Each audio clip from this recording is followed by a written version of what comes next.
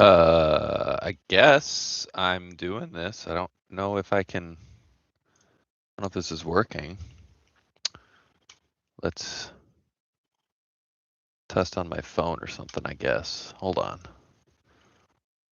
Maybe I'll go incognito mode and try to see if my audio is coming through. I don't know if I'm talking to anybody. This is not natural for me in any sense. Ugh.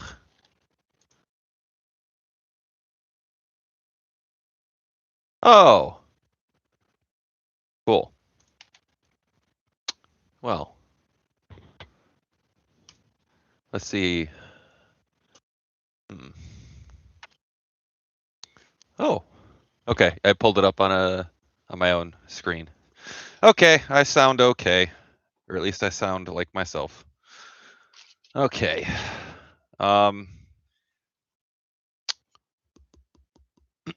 So hello everybody. I have this camera pointed at my workstation, but I don't know. Let's see here. What did I do today? I woke up and I dropped the kids off at school, and then I went around handing out political stuff for the Congress race in my district to make it feel like I'm doing something good. And now I'm going to spend the rest of the day doing this until later today. There is a Bernie Sanders rally at a high school near me, so I will be going there. This is my hot plate. This little thing. Okay, let's see here. Where do I keep my buckets? I've got a bucket here. It's my trash bucket. So I'm going to be like looking at my, looking at the Game Boy for most of this. So I will try to check every so often if someone sends me a message, but I'm not going to be necessarily focusing on it. So if I don't say anything, if you say something and I don't say anything back, just know it is because I don't like you and not because I'm not looking at the chat. Let's see here. The donor bucket. I'm not cannibalizing another mouse so that I can do this. I don't know.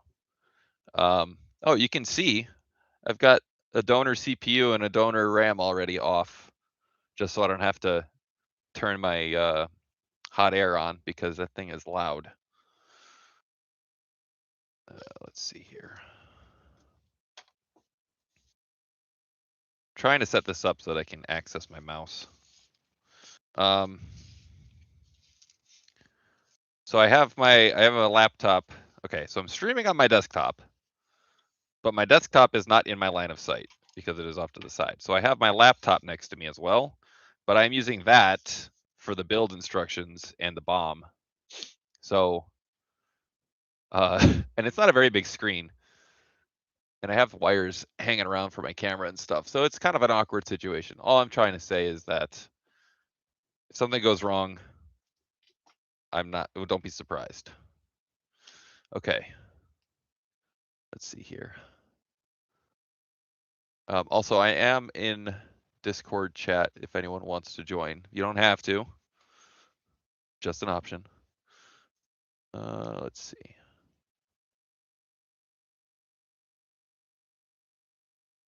Okay, so this is the new board.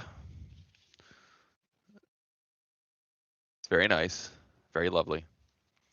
Yeah, all right. Let's start. Let me try to see here. also probably gonna be talking to myself a bit. So trying to set up some background music for myself. I don't think you guys can hear it. I don't want to get copyright struck or whatever. But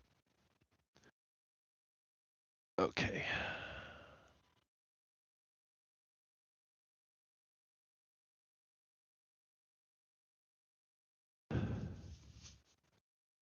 All right.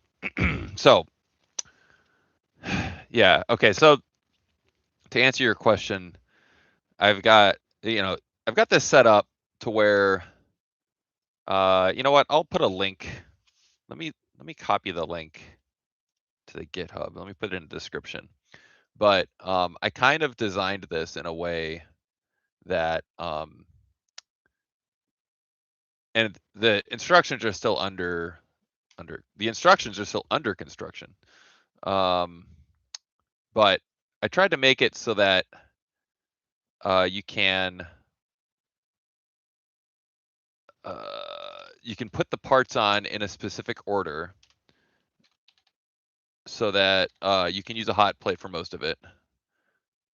And I just put it in the description. But basically, I made it so that you kind of flip around, you flip the board back and forth, and you'll see as I'm going through this.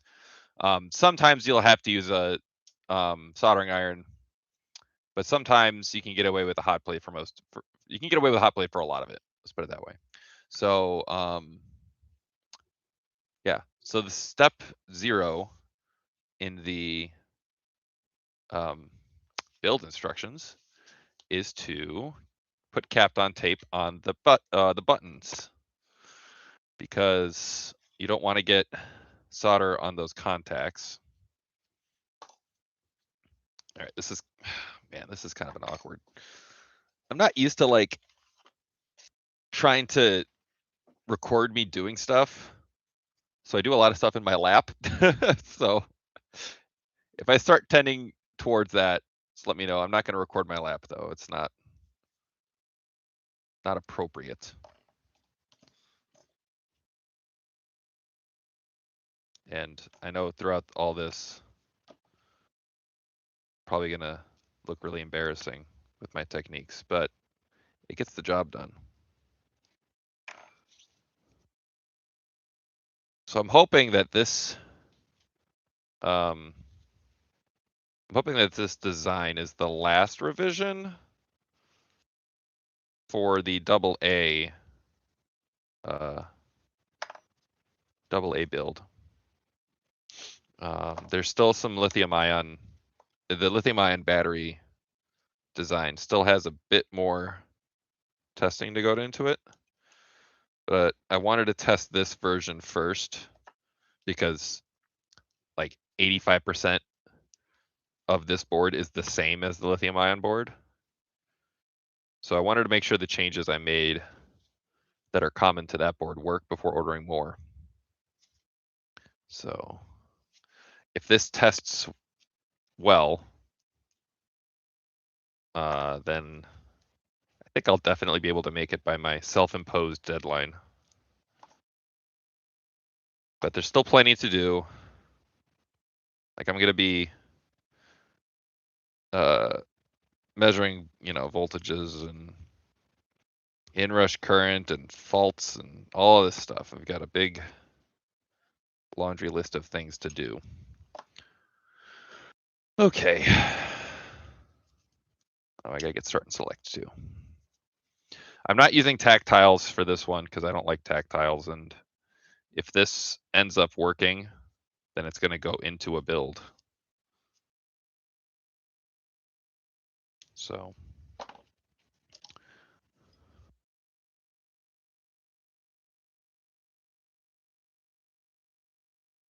Okay. Oh, I forgot to. I was gonna take a cart connector off too for this. We'll see if I get there. But desoldering a cartridge connector is a real pain in the ass. So I hope I don't have to do that on stream. I mean, we'll see how fast I can do this. But I don't know exactly when I'm gonna cut this off. Probably around 3 o'clock or so, at the latest. Or if I have to use the bathroom or something, I'll have to pause at least. Okay.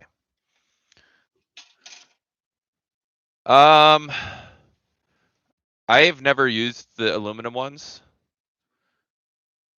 but I've used the plastic ones. I just don't like the clicky feel because it's like I grew up with a Game Boy Color and then Game Boy Advance, so I'm like used to not having it. I never had an SP. I don't like SPs.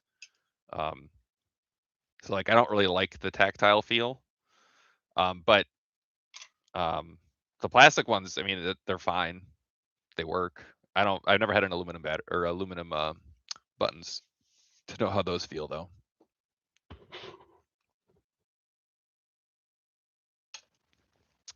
Okay. Step 0 is done. So step 1. This is to get the input voltage and under voltage shutoff set up. So it's going to be back and front. Okay. I wrote this guide like a few weeks ago, I think. Yeah, 3 weeks ago. And so I'm going through it like, oh, that's a good idea, past Nick. It's a good idea to do that. So I don't have to put a lot of brain power into actually figuring out the best way to do this, since I already did it. So I'm going to use, yeah, I'll just use paste for this. I just turned my fan on. I don't know if you can hear it or not, because I have my headset. I think it does a good job at filtering out noise, but okay, so most of the parts are over here for the hot plate. Let me double check. Yeah. Okay.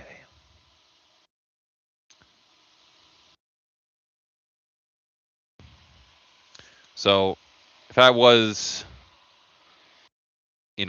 actually prepared,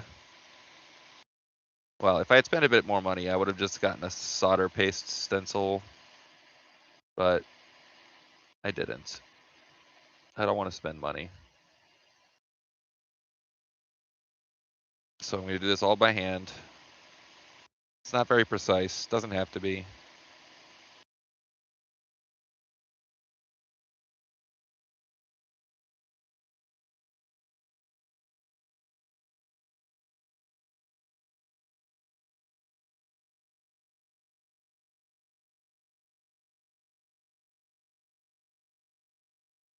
And if there's any like stray solder blobs or anything like that, I just go over with a soldering iron to fix it up. Open the curtains here.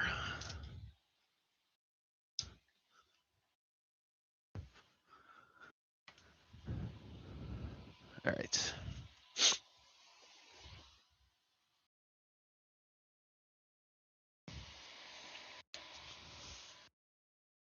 All right. C1, D1, F1, Q3. Okay. You know what? Let's turn this light on.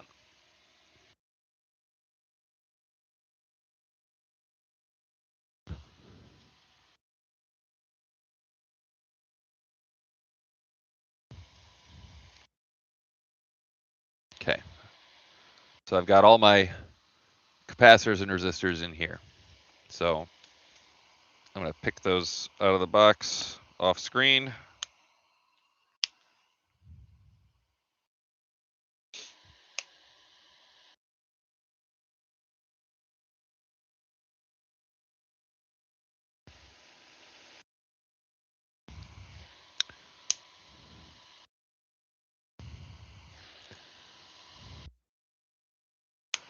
This is where the majority of the time comes from, is just finding all the stupid little parts to put on.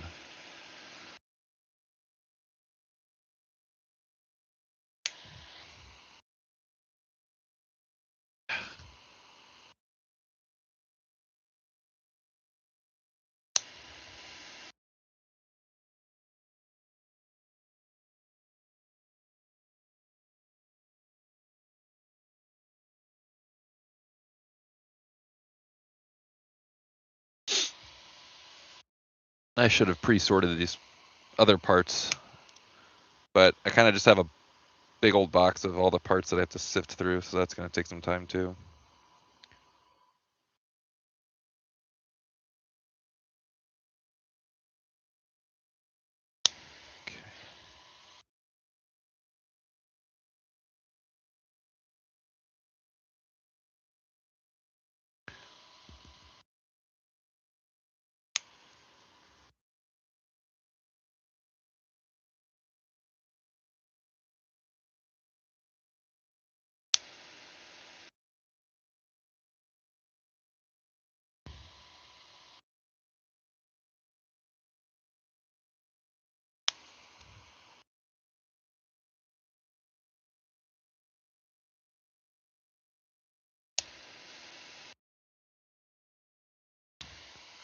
Okay.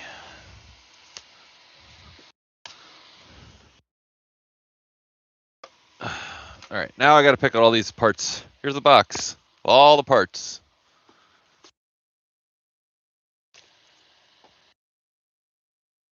So let's see.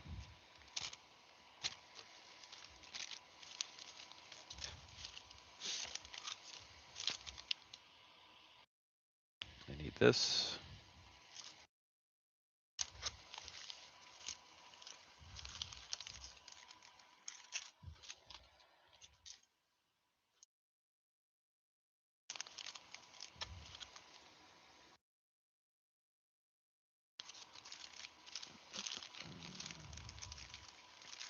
Yeah, man, I should have sorted these.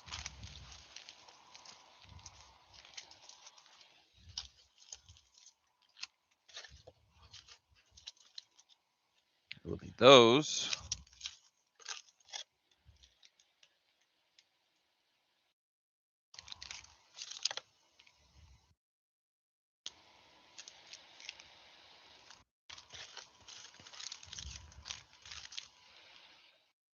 It's a really interesting stream, isn't it, guys? It can be relaxing.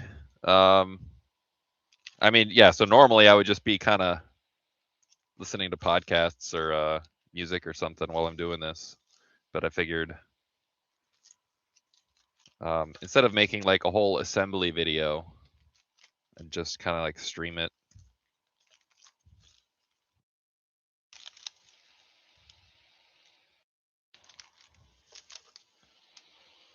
I even took off work to do this. Okay. No, that's not the right part. Man, there's too many parts in here. We'll need those.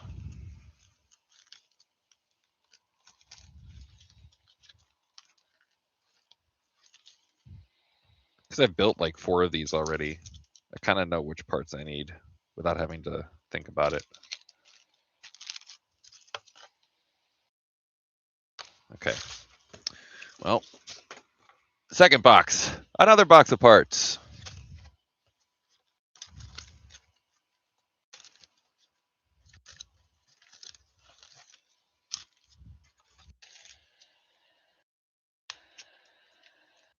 I don't. You have to look at the GitHub for R9 and R10. I don't know off the top of my head because I haven't made one in I don't know, a long time. I think they're not necessary. Again, you could probably just go look, but I think that those are the resistors for the if you're not using a donor for the battery backup chip, the MM1026 or MM1143. If you're using the TPS 3613, I think you need 9 and 10. That's a lot of numbers. But double check the GitHub for that because again, I haven't looked at it in a while. Oh, I need that.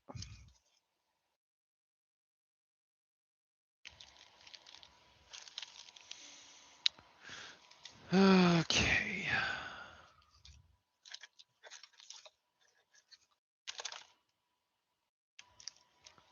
that soon.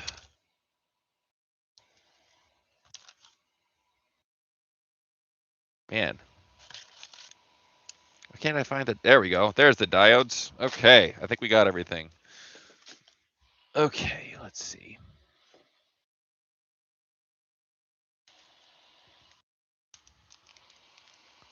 This is the diodes. Okay. Maybe I'll talk about what each of these parts do as I make it. Why not? Fill the air. Right now I'm putting on a diode. And this diode is called a reverse protection diode. If you put the batteries in backwards, this basically stops it from killing everything downstream. So that I think for Game Boy Advance, it's actually not really necessary because I don't think you can actually put the batteries in backwards. Like you can put them in backwards, but I don't think it makes contact with the actual battery tabs. But I use the diode elsewhere, so I might as well throw one in just in case to really idiot-proof it. Especially if you're testing outside of a shell, like, you know, if I hook up the test leads backwards or something, then I won't kill it. All right.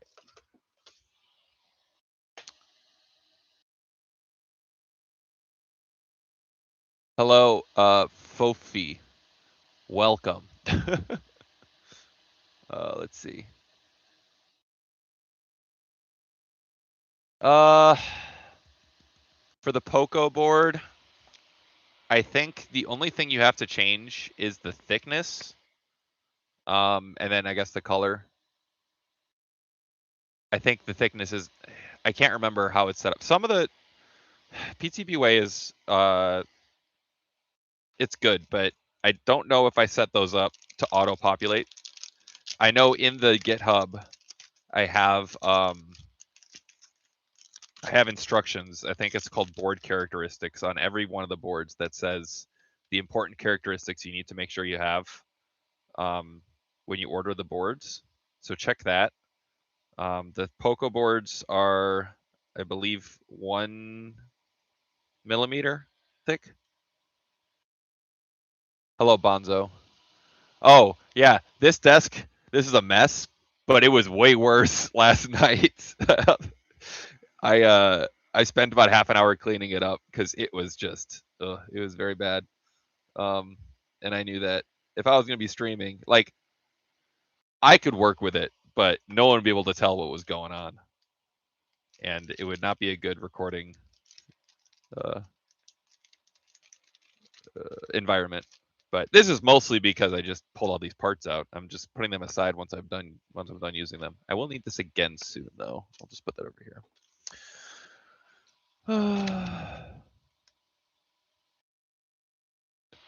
Yeah, my desk is, you know, a messy desk is a sign of someone who does a lot of work, right? That's what I tell my boss. Let's see here. Q3 is 2906 or 3906. Hey, this one. I'm also going to be going through this and testing as I go. So I'm following the build instructions exactly because it is, you know, to help people test as they build so they can figure out problems, but it's also good for me because I don't like figuring out what's wrong when I've got all the parts on. If something's wrong, I just would rather not have to think about it too much. So this part is a PNP transistor, and that is part of the latch circuit for when the batteries die. If the batteries die, this part will keep the power off so it doesn't keep trying to turn back on. It's called a boot loop, where it tries to turn on, but it can't turn on, so it turns off. But after it turns off, there's no more power load on the batteries, so the battery voltage goes up, so it thinks it can turn back on, but they can't, so it just loops. And it makes really terrible noises on the speaker, and the screen flashes, and it's disturbing.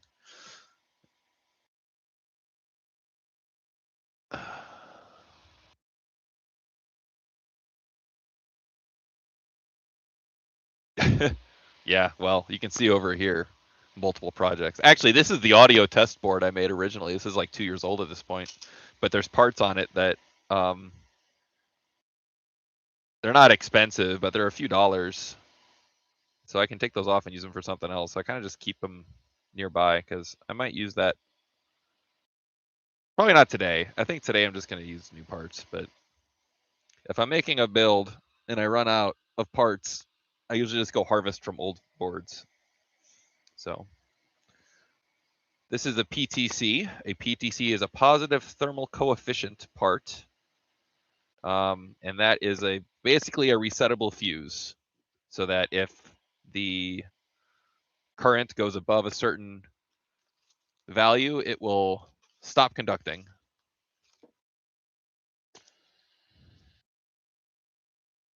Hey, Orange Glow. Welcome. All right, I have to find a fuse. I could be naughty and just short the fuse. I do have a PTC. Part of this is like, my design philosophy for these projects is to overprotect,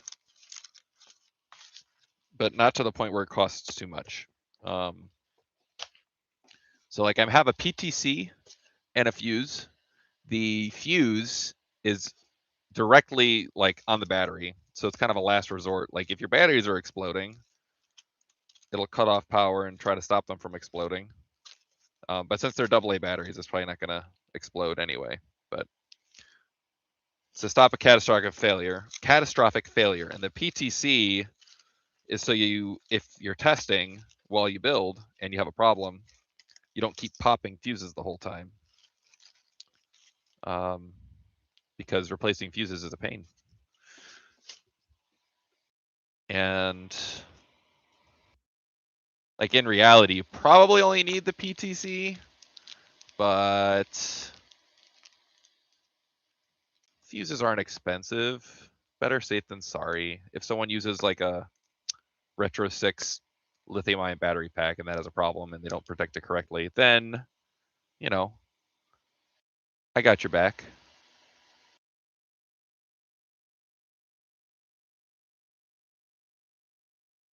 Oh, I think I got the wrong size fuse actually. All right, that's gonna be a little awkward. That's okay. All right.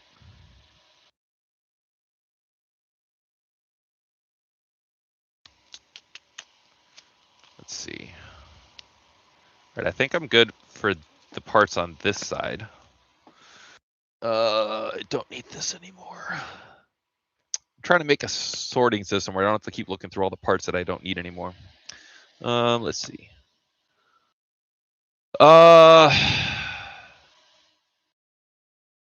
it's probably the solder. If it's too hot or cold, it probably means you have a bad solder joint somewhere so that the temperature is causing it to expand or contract, and that's causing it to disconnect itself. So that's probably what your problem is. All right, so this is my hot plate, and I'm going to heat this up. So these are the first parts we're putting on the board. Look at that. And since it's kind of a small hot plate, kind of got to move it around a bit. But that's why I have these, like I use my tweezers to kind of press down on the board to make good contact. And you know what? These gloves, oh man. So I had a video like probably like a month or two ago where I was wearing these gloves, and these gloves are plasticky and squeaky. So I got these leather ones, or like I don't know if they're leather, but they're nice. They feel better, they give you more dexterity, they don't sound annoying. But you know what else is great is if I accidentally bump the hot plate with my finger, I don't burn myself immediately. It's the best. Hello, 3615 Retro. How's everyone doing? Oh, I got 9 people. Look at that. 9 people are watching me do this on my day off of work. I'm basically a professional streamer now. Yeah, that framing's not bad. I was worried that you wouldn't be able to tell what I was doing. I guess you can't really see very close, but these are small parts. I don't know what a Hacko Omniverse is. I know Hacko, but I don't know what an Omniverse is. Oh, hi, White. Hey, this is the guy that gave me the idea for the board name, the Game Boy Enhance. Say thank you, White. Thank you, White. Okay. That was me in dad mode, making silly voices. Okay.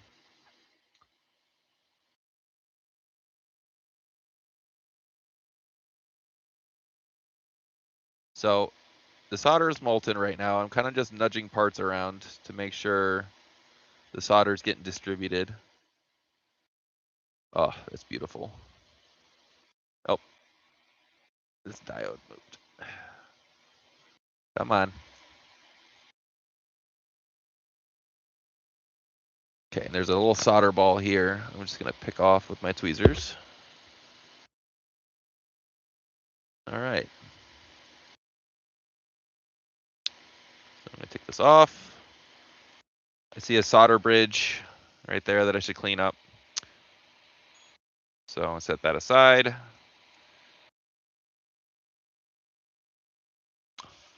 Oh, I know that avatar, but I can't remember the name now. Hello, Professor Membrane.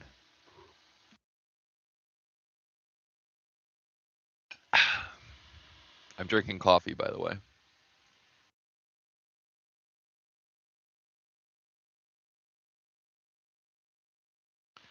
Okay.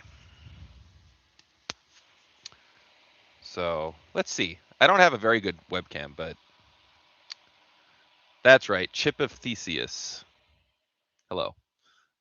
Okay, so this webcam's not amazing, but is it gonna focus? Is it gonna focus? No, it's not. What if I do this?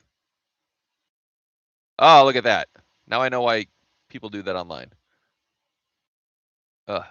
Solder bridge right there, pins 1 and 2. So we're gonna get rid of that. And that's very easy. All you gotta do is do a little sweep.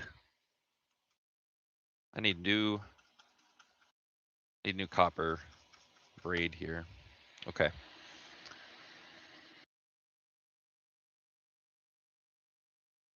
Boom. We're good. Now this joint seems a little lacking of solder. Ugh, okay. It's probably fine, but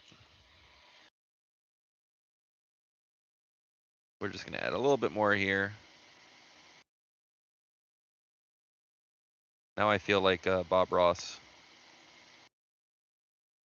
That was too much, but it's okay. There we go.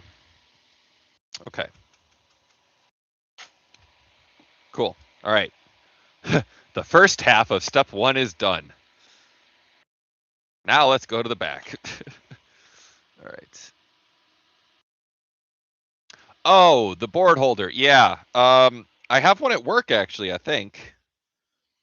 I forgot that's what it was called. I don't have enough. I mean, obviously I don't have that much room here. I do have a board holder, and I used it for a little bit, but man, I wish I would use it more, but it's just kind of a hassle, honestly, to get out. This hot plate is the MHP30. This board, I mean, this board is 4 layers, and the third layer is pretty much solid ground, except for a little area of it. I mean, it's not bad. I've used it a lot. Let's see here. Okay, Q1, Q10, R15, R24, and switch 1. So Q1 and Q10 are 2904 and 7002. You know what? All right, so this I have to do by hand, unfortunately. Q1, R15. So let's just put some solder down, get it ready. That is the ground pin. I'll use this one instead. Okay. R15.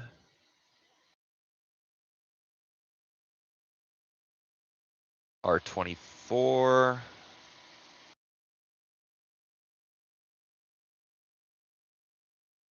Q10. So right here, I'm just putting a little bit of solder down so I can tack it. Oh, and D2. I need D2. That's one I didn't put in the instructions yet. And switch 1. Well, the switch can wait.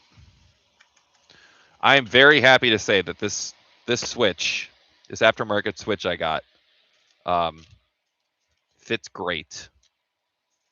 And it worked great. I'm very happy that that worked out. Okay.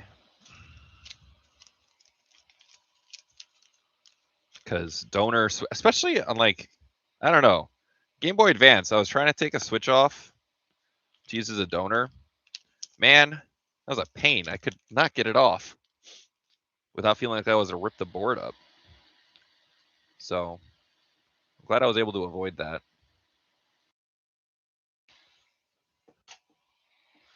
So doing this by hand, I'm probably gonna put some flux on at some point. But first I'm gonna just tack down all these parts.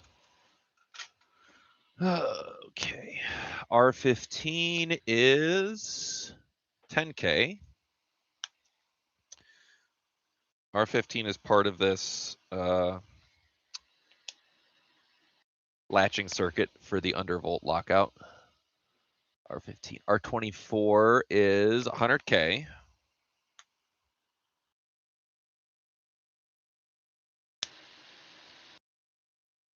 Okay.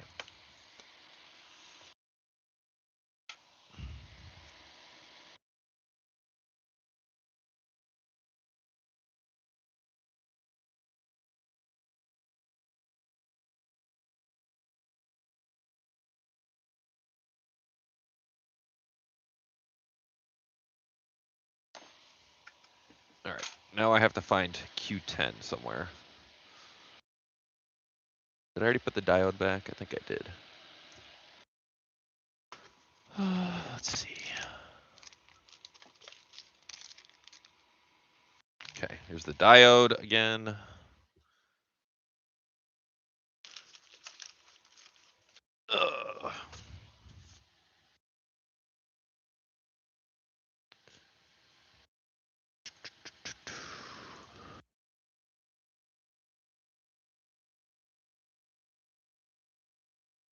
All right. Circuit design books, huh? Well, there's one that I like. It's not in my line of sight. I think I took it to work. I think I might have put it in my resources tab in the Discord. I'm not sure, but it's not. I don't think it's very good for teaching electronics because you kind of have to have a baseline knowledge. Actually learning it, I went to school for it, so I'm probably not the best person to ask. And people ask me that a lot. I'm not self-taught. I got taught in school, so trying to figure out where to go for that. I mean, nowadays YouTube's pretty good. You could probably find some stuff on YouTube. I mean, yeah, I would not recommend the book I had in college because the book I had was not good. I don't even remember what it was called, but I hated it. But yeah, sorry. But yeah, read Karl Marx too. It won't teach electronics, but it's good reading. I'm gonna be really mad if I don't have these MOSFETs. I mean, if I have to, I'll take them off of the old board, but I don't want to.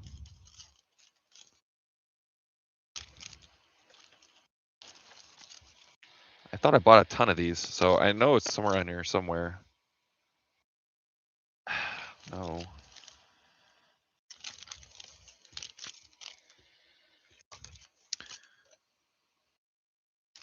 I'm hoping for today. What time is it?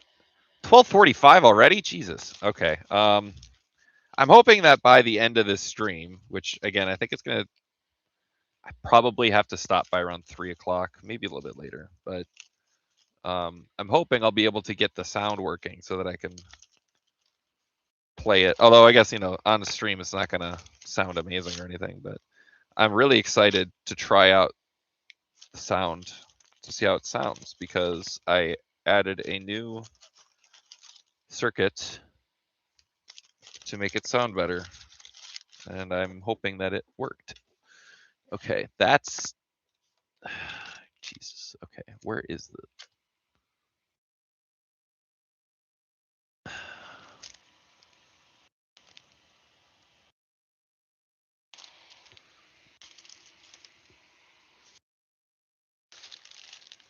Oh, I hope this box has it.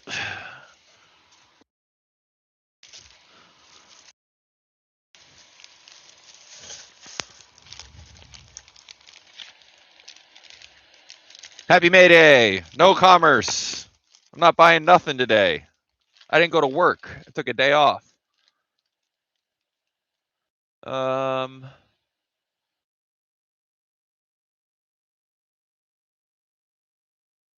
Oh man, I'm not the person to ask.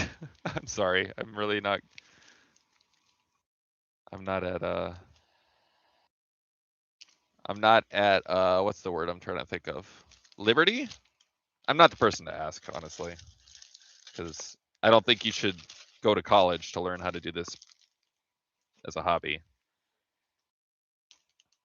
Though I will say, this is my job. Like, not this, but electronics is my job, and I fucking love it. I go to work, I design circuit boards, I test circuit boards. I come home, I design circuit boards, I test circuit boards. And I can't find those damn MOSFETs. This is the AA board.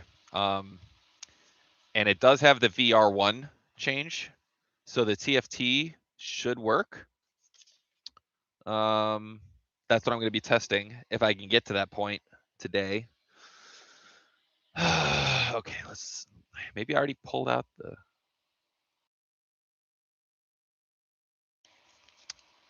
FETs. I do not think I used all of them already. Like, I know I have a bag around here somewhere of them. This is a disaster. Told you it's going to be a train wreck. Let's look again. All right.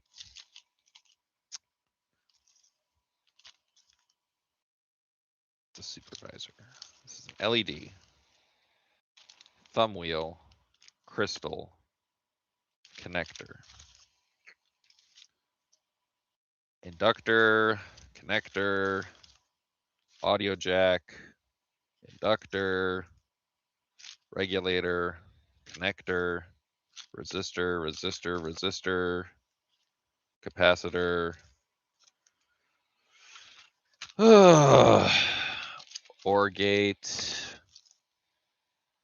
Connector. Connector. Oh my god. Load switch. Are these it? No, these are not it. Different MOSFET. Load switch. Load switch. Regulator. Regulator. Resistor. Audio jack. Resistor. Voltage detector. Heat shrink. That's a new one. USB port. Part that I don't need anymore. Diode. LiPo battery protector. Switches. Supervisor. Wires. Supervisor. Diode. Ugh. Not this box. All right. Ugh. Computer went to sleep. Hold on. Top left corner. These two are prototypes that Oh geez. So this is the one.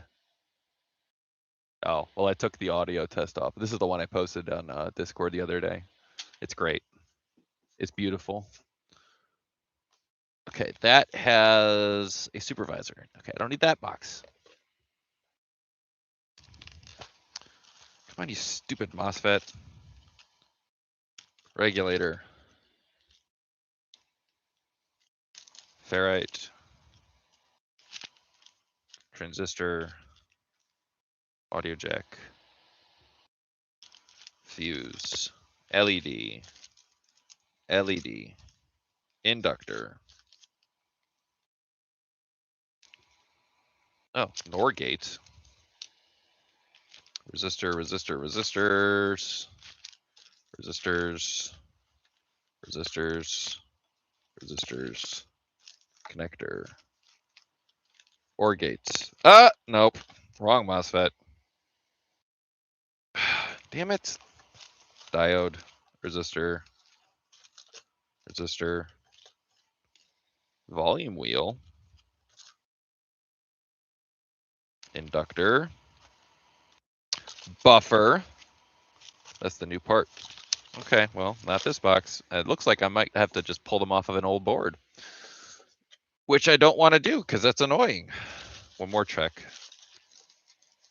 This is such a disaster. You've just been sitting here looking at the same screen for the past like 5 minutes while a guy rummages through a box. It's definitely not in here. It's not going to be in here. It's not going to be in here.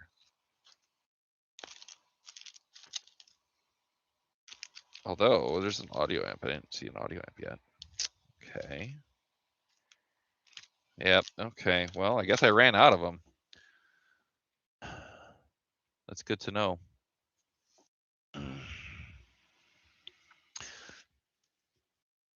Nope, not that bag. Is it in this box? Nope, not this box. All right. Great. Well, I guess I'm saving money by using old parts. Let's think of it like that, I guess. Let's see. The problem is I want to use a hot plate to do it because my hot air is stupid loud. But there is not an easy way of doing that. Looks like I'm going to have to use my hot air. That's annoying. All right. Whatever.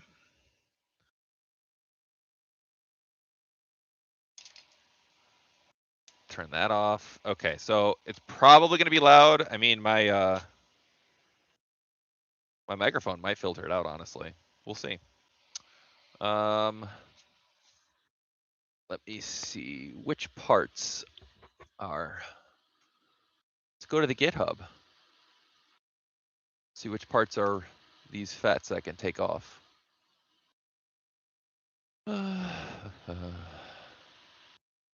They did put a bomb up, but it's not super accurate. If you see anything in the GitHub, assume it is not correct because things have changed. Let's see, Q9 and Q10 I can take off.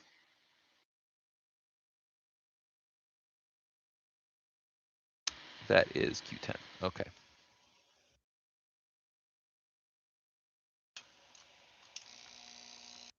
My cat does not like this hot air. She might leave.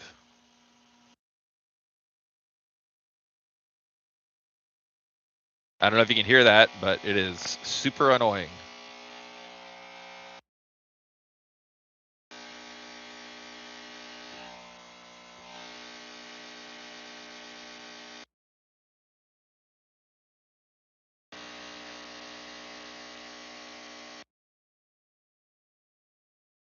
Okay, there's one. Put them over here. Ah, crap. Now I don't know which one pin one is. That's annoying. Stupid thing. All right. What else?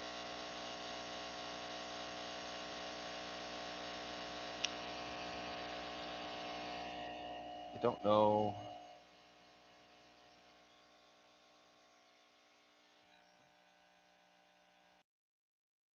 It is vibrating the camera. That's funny. All right. Q9. Aha, Q9.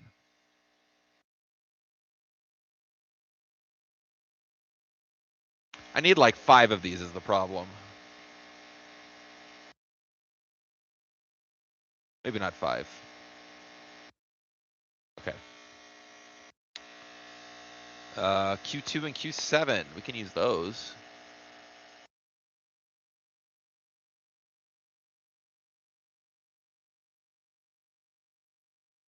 Apologies for the vibration. It will be done soon.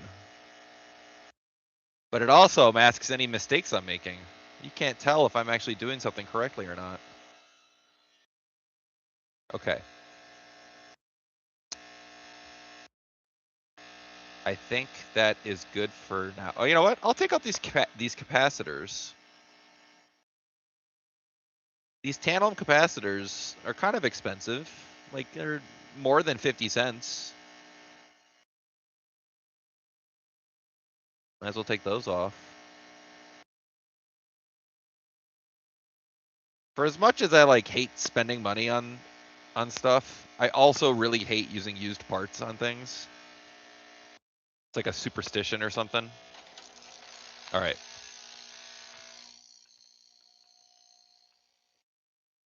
That should, it's still vibrating a bit. It's got to cool off. So it's got to blow some air out. So that takes a while, unfortunately. If I turn the air down, I don't know if that's going to damage it. So we're just going to let it vibrate for a bit here. Let's check chat over here. Okay.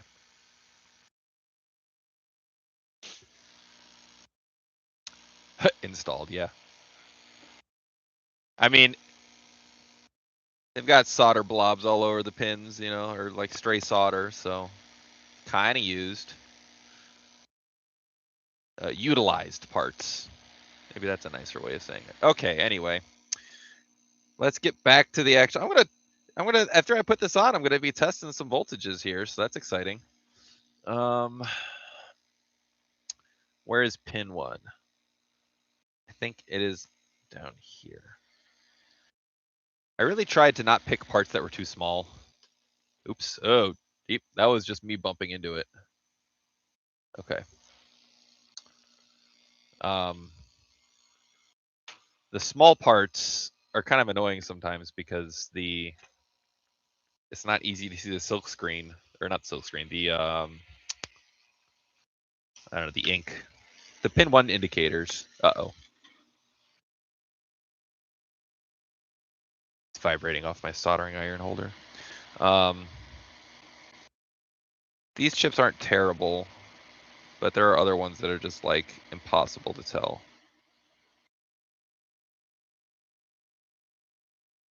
Okay, that's tacked down. And now the diode, and then the power switch. Well, we'll do all the...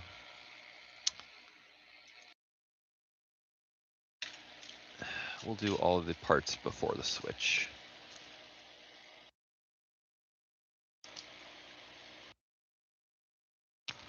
You know what? I'm going to make a note for myself to buy more of those transistors. Or MOSFETs. I guess MOSFETs are transistors.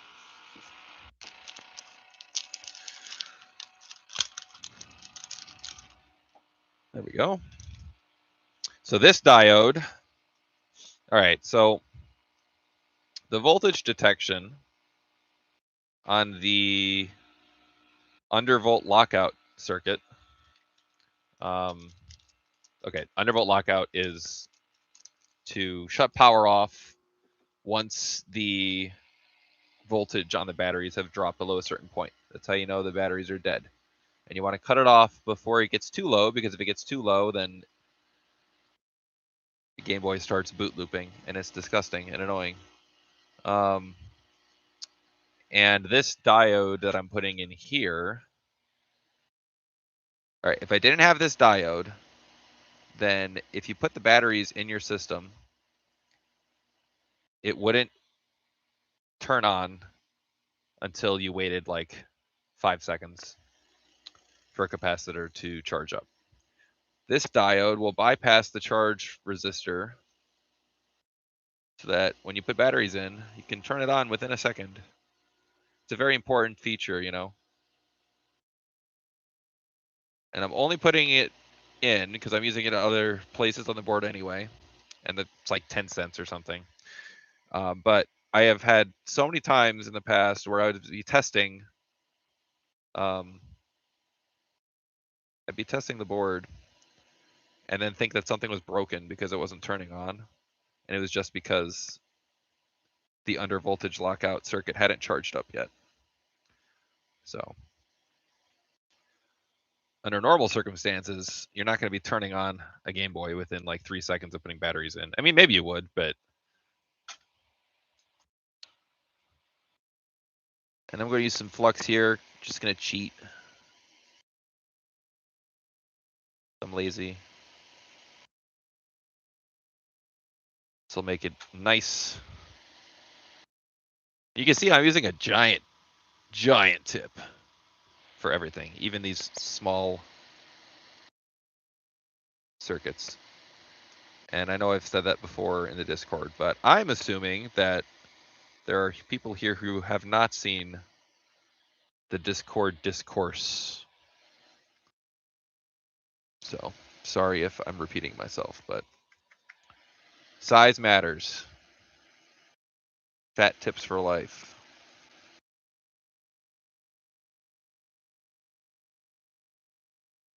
Okay. All right, and now the power switch. First, I'm gonna clean off the flux. For no other reason than I don't feel like getting flux all over these gloves.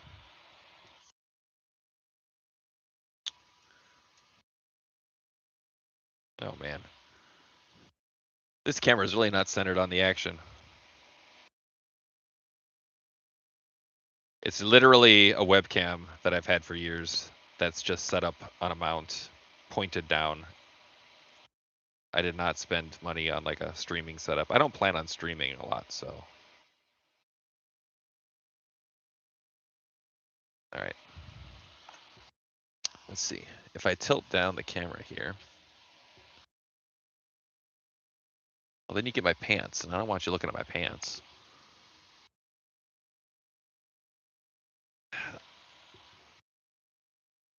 Okay. I guess that's better. But now it's. I hit it with my head. All right. Well, at the risk of bouncing the camera around more, it is better positioned. Okay, power switch time.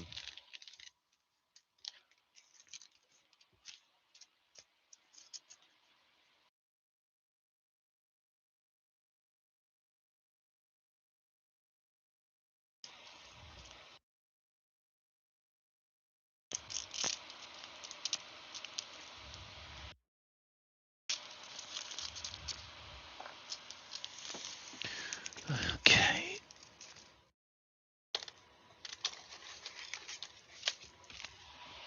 I'm gonna need these later.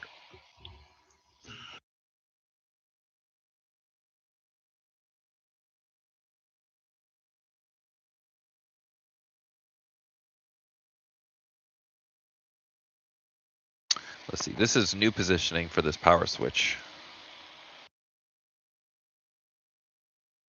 I just, yeah, I hit the camera again. Okay. All right. Well, it doesn't sit. It sits fine. You just got to be careful not to bump it. That'll be fine.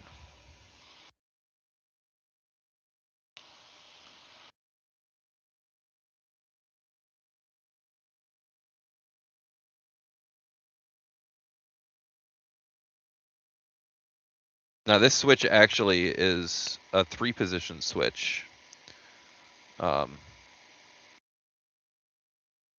but I'm only using 2 of the positions because of the way it fit on the board. Or the 2 position version of the Switch was kind of small. So this one fits better. And it only uses 2 of the positions when you're actually in a Game Boy. I think it's, yeah, these 2. But you can't do a third. Now, maybe if someone made a Game Boy Light board, they could use this Switch. That is not a project I care about. But it could work. All right, so step 1 is done. All right, time to check. Okay, let's see. I have my power source here. You know what? I need a way to connect to it. I could use the battery taps, but I don't want to do that right now. So what I will do,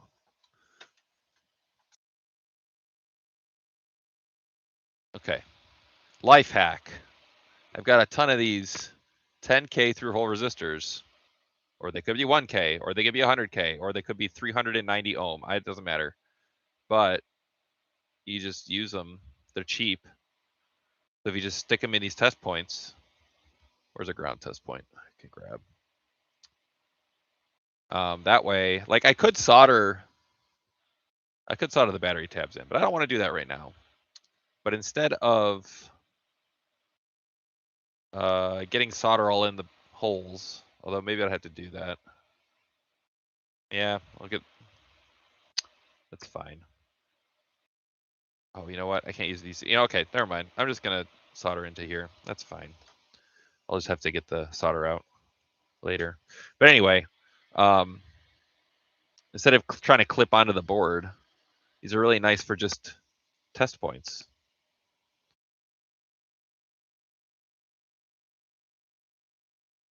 So for alligator clips and such.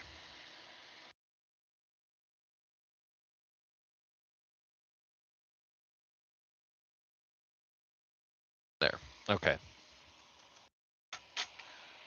So now we got 2 points to clip to. There. Look at that. So let's turn this on.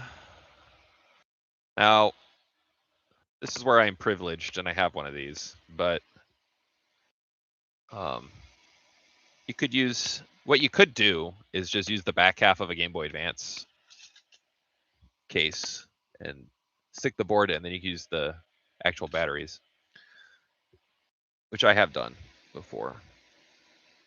Okay. What else? I guess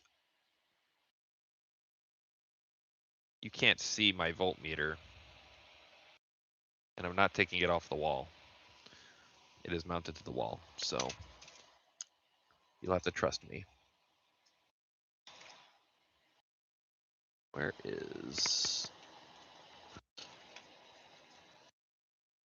Oh, come on.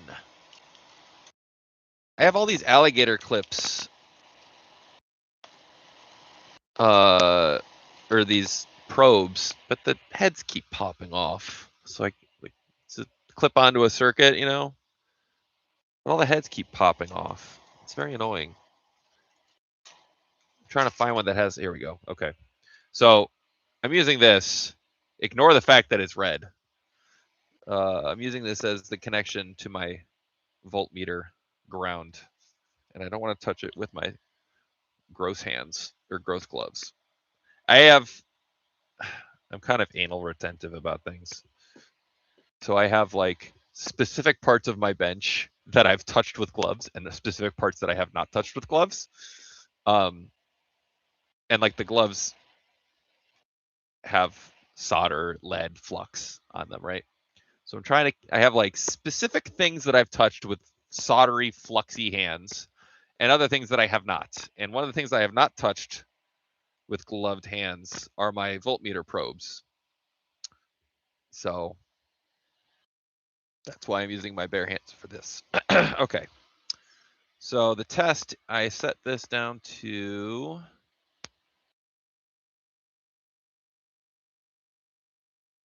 let's just do 3 volts.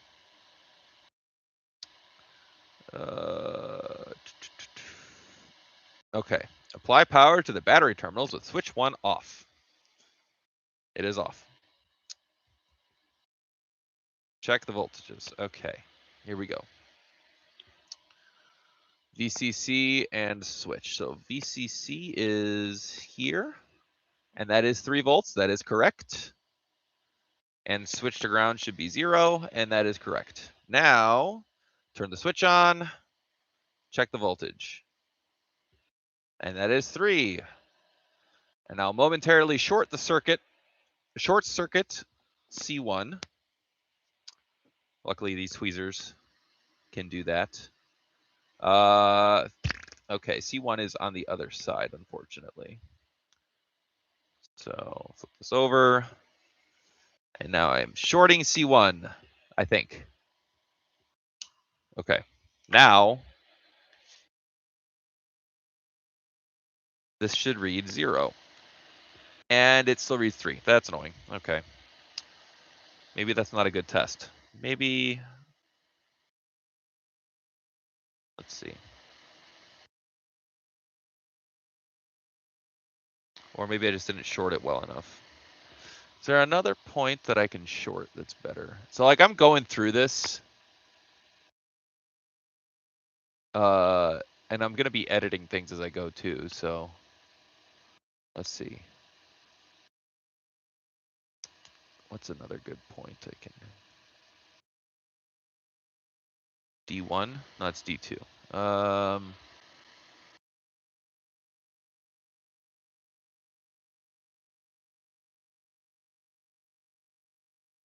I need to get SW to ground, so.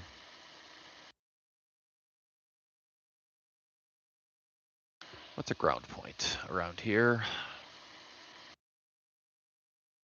This is riveting stuff, guys. That's a ground point. Oh, you know what? I'll use my face. Aha, there. Okay, I just didn't short it well enough. All right, we're good. I should probably change that step. I'm gonna write that note. Change shorting test. Okay. Hello, newcomers. Okay. Switch, or step 1 is done. Hooray. Now we're going on to the fun part. The converter, which is not fun because it's annoying to solder. I've actually gotten pretty good at it though, so it's not that bad.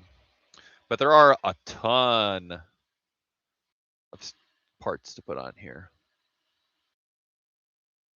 Oh, not a ton. Use screws for what?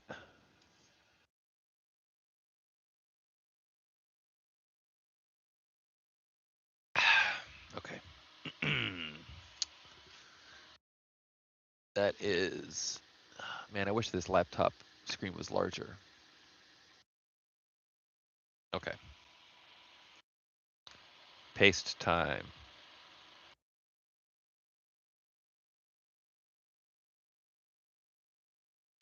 So again, I don't have a stencil because I am a cheap person. Ha! Riveting stuff. That's funny. See, if you'd have said like weld or something, although that probably make less sense in context, but I used to work at a welding company, and they have a whole hallway dedicated to the history of welding and how it's better than rivets. I've been indoctrinated. That company sucked. But I don't work there anymore.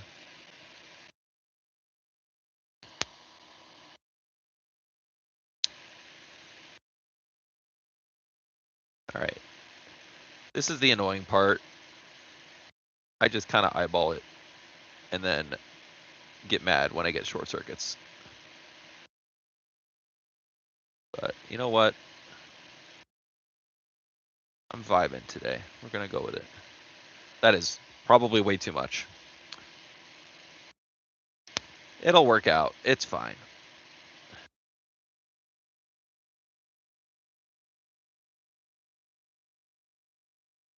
All right. I think that is.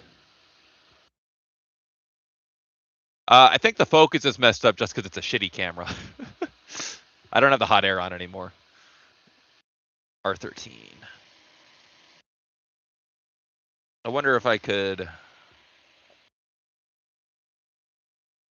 I don't know how to change the focus.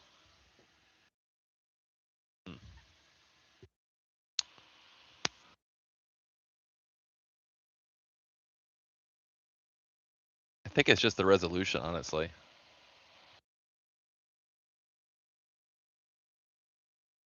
Okay, I'll move it. Oh, you can see my pants. No. If I get too close, then I like knock into it with my head. It's the problem. All right, we'll do that. Yeah, sorry. I don't think I can get any more focused than that. All right.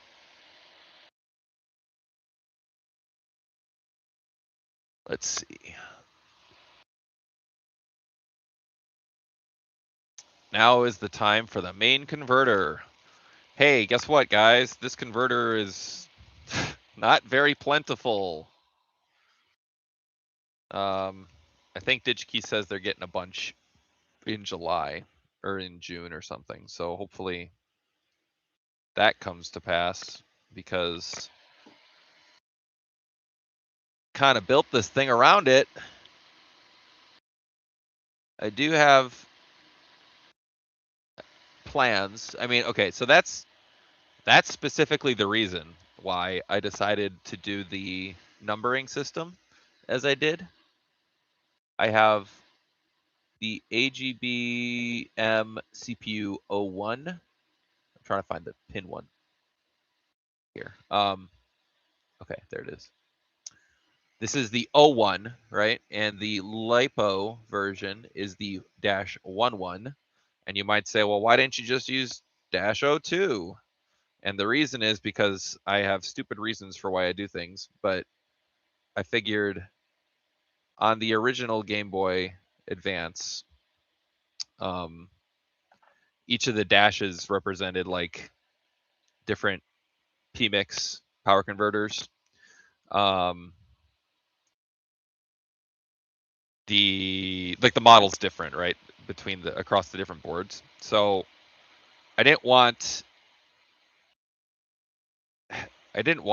the numbering to be like 1 and then 2, and then if I made another version of the AA version with the different converter to be like -3, because then it'd be like, okay, why is -1 AA and then -2 is lithium ion and then -3 is AA again and then -4 is another lithium ion? Like, so the first number will be if it's AA or lithium ion, and the second number will be just other general changes to the board. That's what I've gone with. But for now, I'm just going to focus on using this converter. Yeah. All right.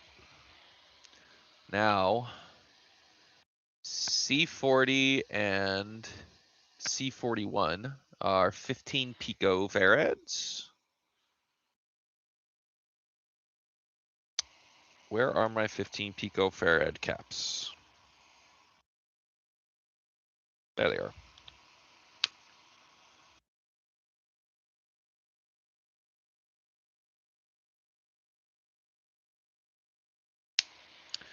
Okay.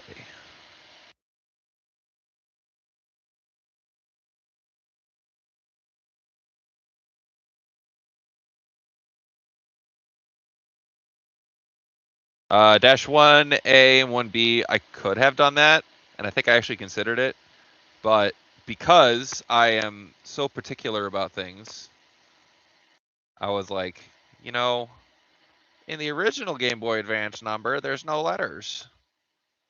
It's just numbers. My reasons don't. I don't have good reasons for things for why I do things. Oh, but there is one cool thing. I don't know if I've talked about this. I think it's cool. I think it's a good idea. But if you notice, let's see. Oh, there we go. There's focusing. Yeah, so it's just the camera shit is shitty. If you look at the silk screen, if it's a capacitor, there's a gap in the silk screen. If it's a resistor, there is no gap in the silk screen. And that helps a lot when you go down to this mess and you're trying to figure out what all of these numbers correspond to. At least you get some guidance that way. So again, I do this all for you, the fan. I am dying for your sins so that you may live, I don't know. R55 is 1 meg.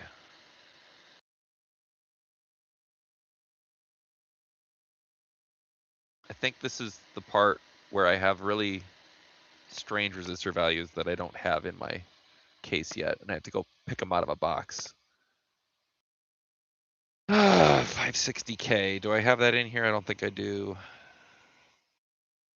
Yeah, all right. I'll save that for later. C37 is a 10 mic.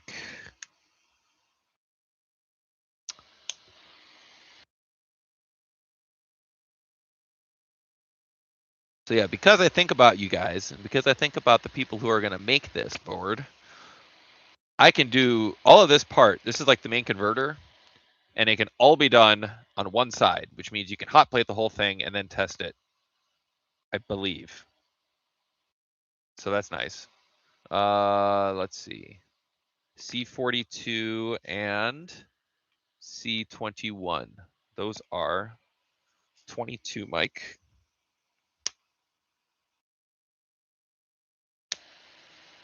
These are the big chunky boys.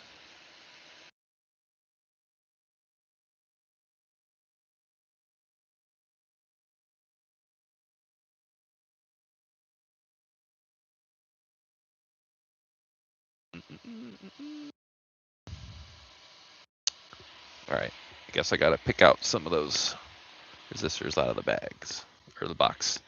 You should tell your work deceptive tinkerer that I'm using Murata capacitors. You should let him know. All right. Resistors. Here is 560. Here is 1.78 megs.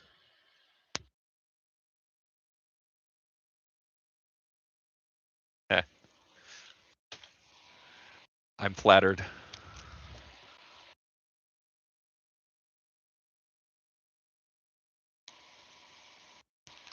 Now that I've kind of told my coworkers, they're all excited for me to finish this so that I can show them. I show them the board, but they want to see it in action. Just like, oh, it's kind of cool. R21, R23. It's kind of funny. I'm like, I work with a bunch of engineers, right? I'm an engineer, and they think it's amazing that I can solder like 0603 parts. I'm like, yeah. We do have like, we have lab techs that usually solder stuff, but I'm one of the guys who just does it. To be fair, a lot of them are kind of like older, and so their dexterity is probably not the greatest, but all right. R22 is 560K.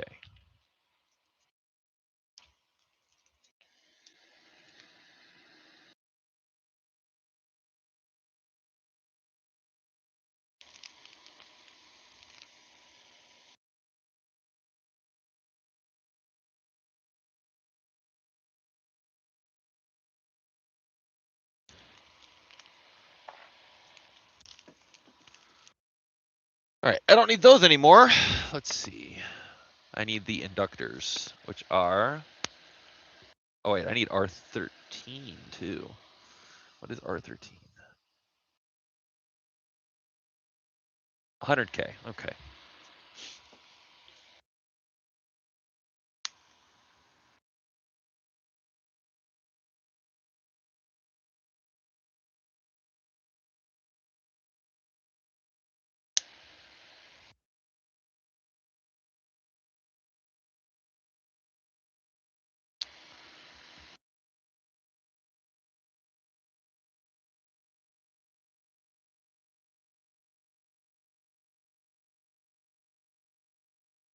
Okay, and then the inductors. Time to dig through this box of shit again.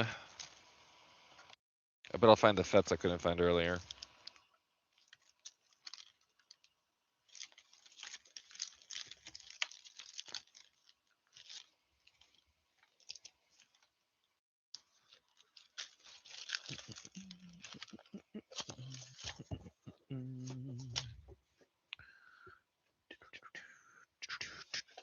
Uh-oh. Ugh. Sorry, cat. A bunch of parts flew out of this box and landed near my cat. She was not happy.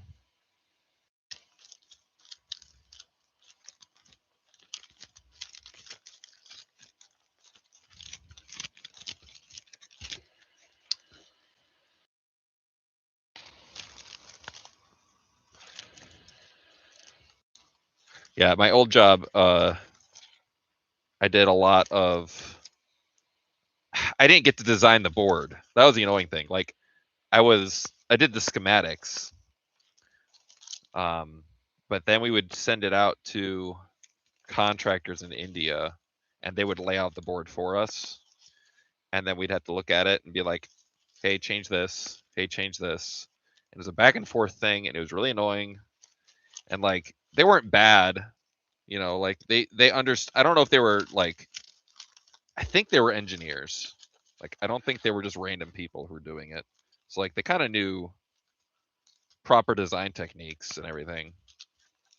But since they're in India, it was just like a lot of, hey, no, you got to move this down here, and you got to do this here. Can you move this over here? Can you change the silk screen? And it was just like, I'd spend hours just writing emails with like MS Paint clipped screenshots of the boards to go back and forth. But then I did get to like, then we'd order them and I'd get to test them and stuff. So I did a lot of hand soldering and tinkering and all that stuff. So that was nice, but still, I don't miss that job. Not for the work, but the atmosphere is very.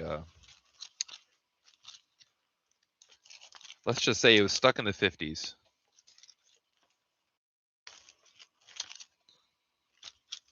Where are these damn inductors?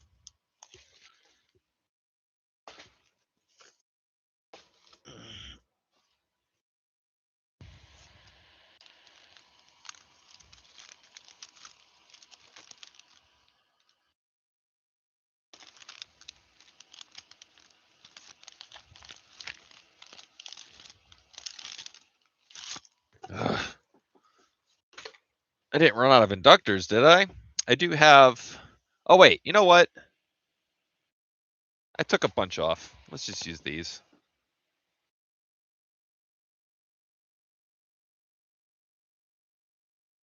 These are the right value, I think. We'll find out. Or maybe we won't, and it'll just work.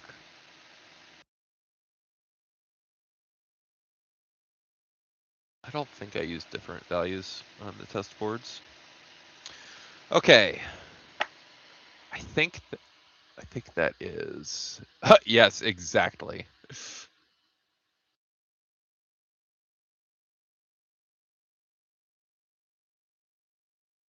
12 layer. Yeah.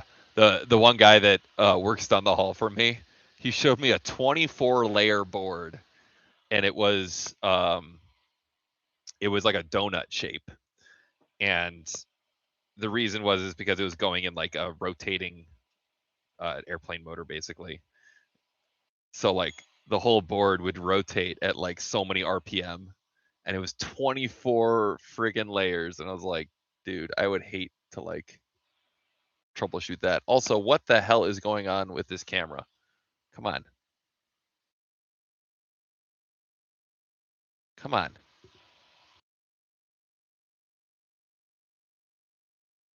Focus. All right, let's take it off. Try to like force it to focus.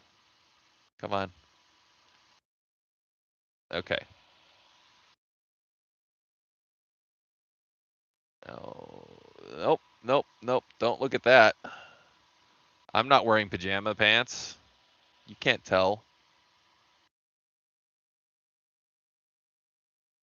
I'm definitely not doing that because I want to. It's because my laundry isn't done. That is actually why. All right. All right. So this is the part where I need Kapton. You want to make sure you got Kapton tape on the buttons here because this is going to overlap on the D-pad a little bit. You don't want to get stray like solder or whatever coming through those holes. All right.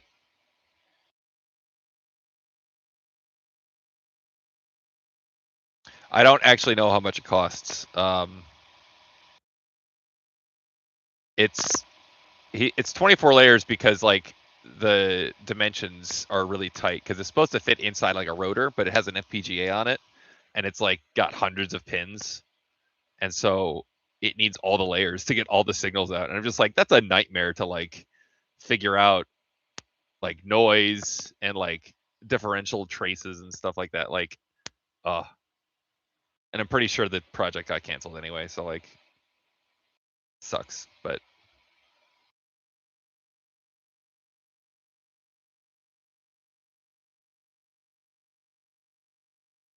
it's heating up, just so you know. You can't tell. I don't think it had RF. I think it was a controller of some sort.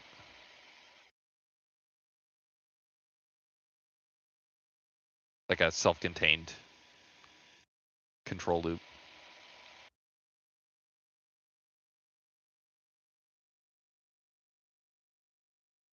Yeah, it's not, it wasn't because it wasn't a component count problem. It was just the FPGA had so many pins and there wasn't enough room to like get them all on a normal amount of layers because the board dimensions were so restrictive.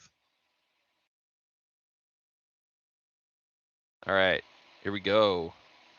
And this is the part that I hate, where I'm trying to get rid of all these solder bridges on the QFN. Okay, come on. Nope, I just made it crooked. That's great. Come on.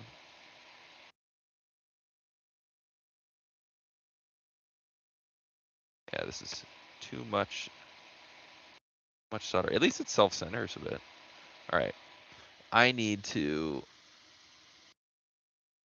get these parts on. Come on.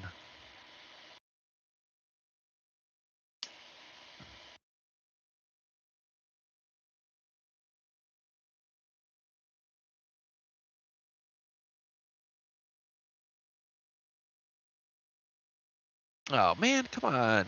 Stupid thing. All right.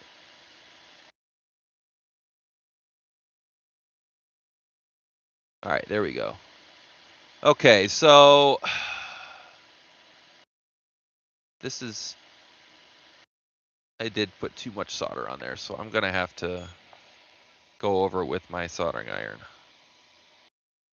Where is the flux?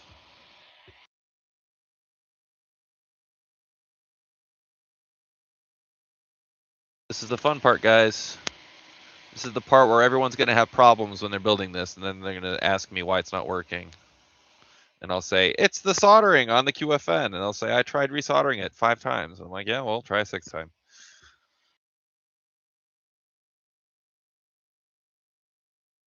This is where men become boys.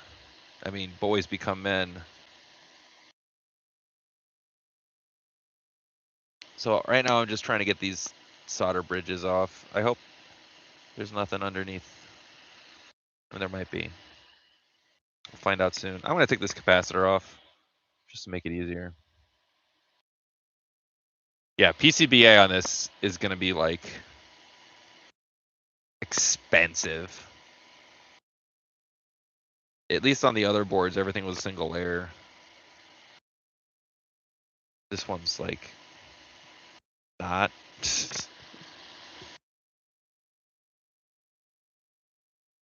All right.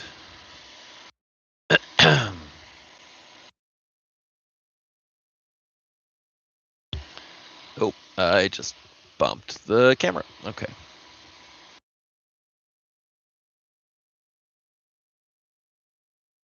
And I think I got most of them off.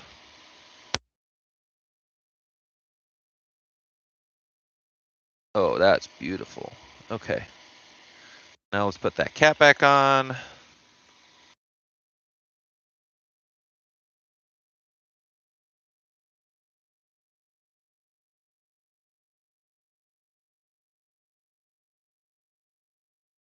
Touch it up with a bit of extra solder on here.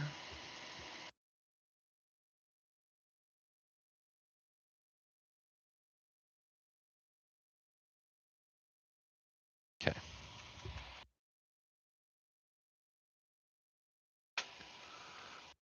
All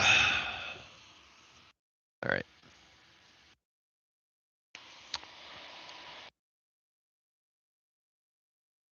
I think we're good. Can you focus camera? Is this gonna screw it up and I'm gonna have to like move it again? Come on. Come on.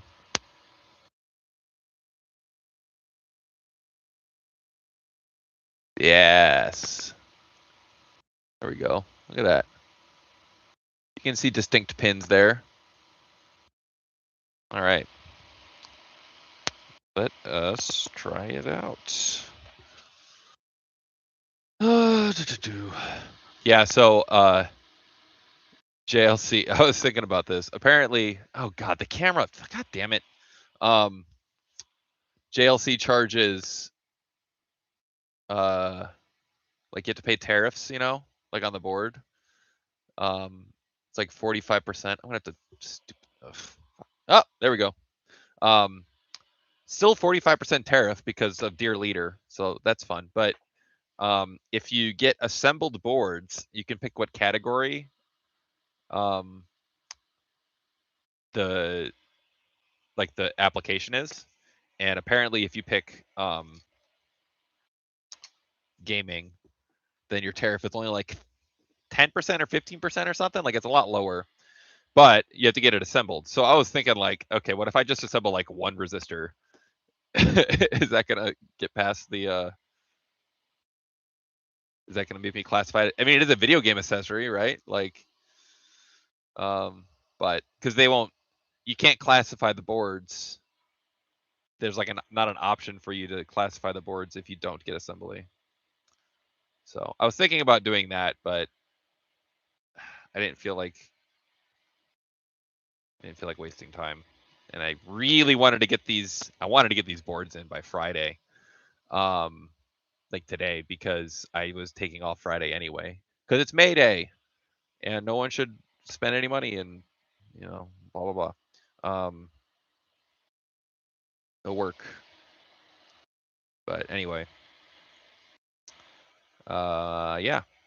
So luckily I got these in last night, just in time. All right. It could be that, honestly, that the camera's dirty. Okay. Let's check the voltage. All right, so it is bumped up to 3 or 4. Okay, 3 volts in.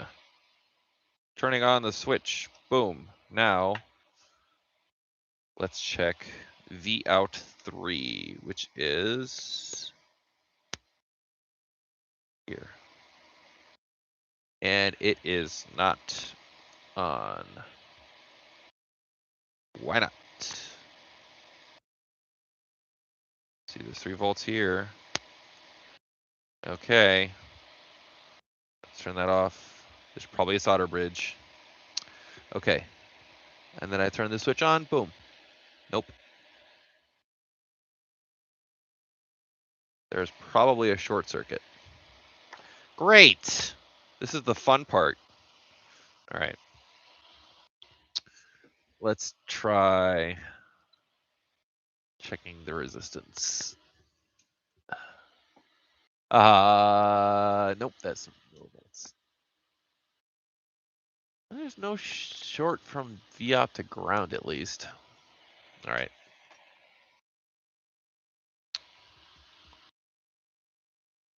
Let's see here. V-out 3.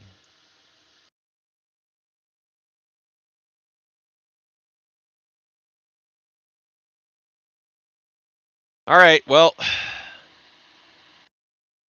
time to just keep soldering and or reheating and nudging and placing and trying to coax this into working.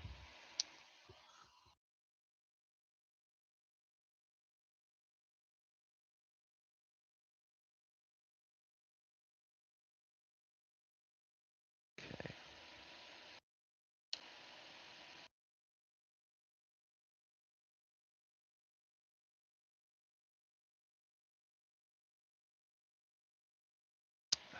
So like I know I said I made it so that you can use the hot plate on either side without worrying about part interference, but there is a few parts here. So it's annoying, but mostly okay.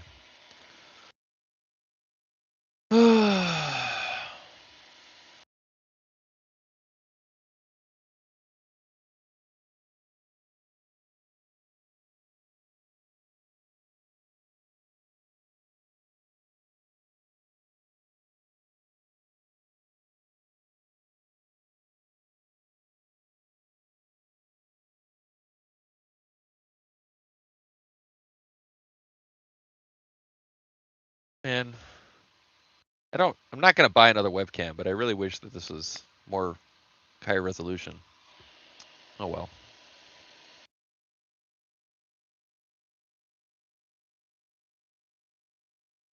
We are at 180 C.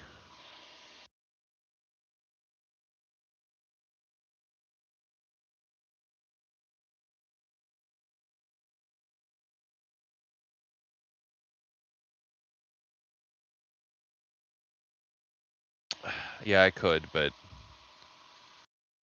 then my phone would be I wouldn't be able to use my phone as a phone.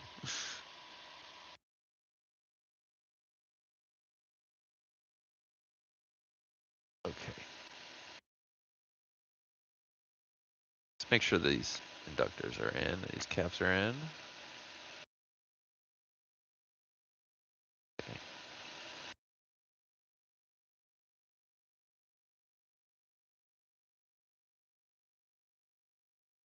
Yeah, okay. No obvious bridges.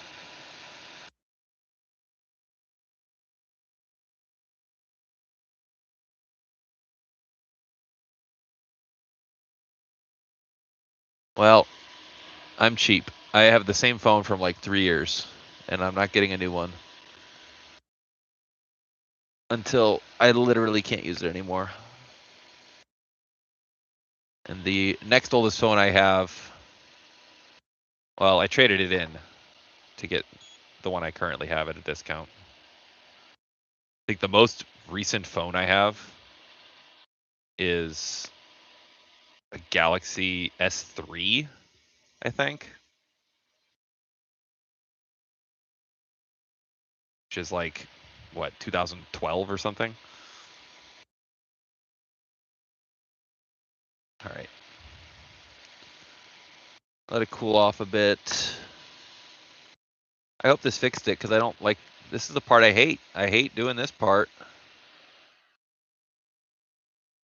I know that it works. Like I know that the design works. So it's just a matter of stupid solder bridges.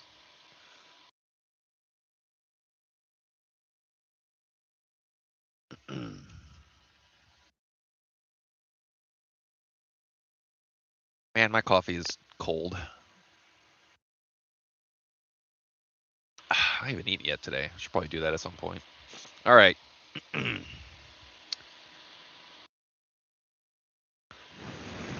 Should be cooled off enough, right?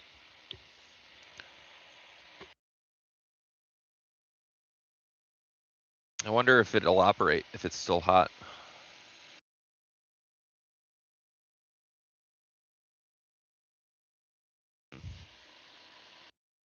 I should play it at the safe side and let it cool off a bit more. While I'm waiting, I will turn my music up a bit because I can't hear it.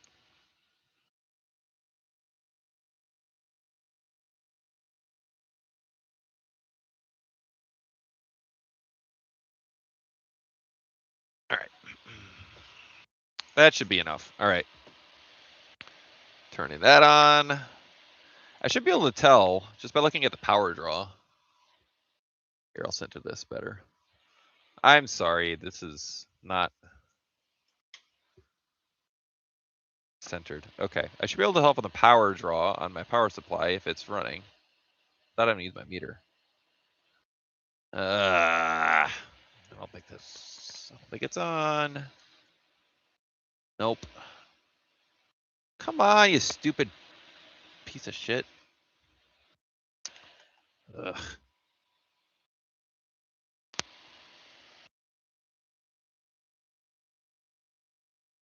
I feel like it's not bad. Like,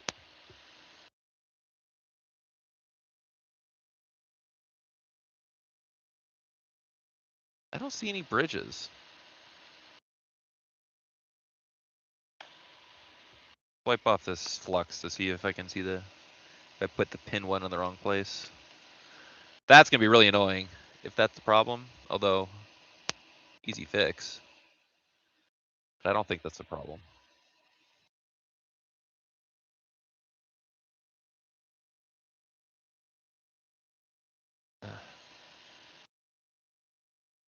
Nope, pin one's in the right place.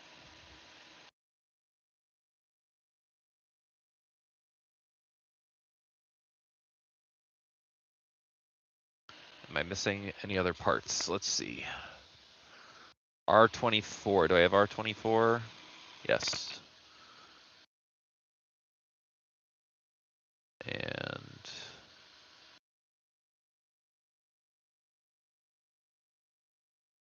R23, R25, yeah. I guess I can add some solder to that resistor.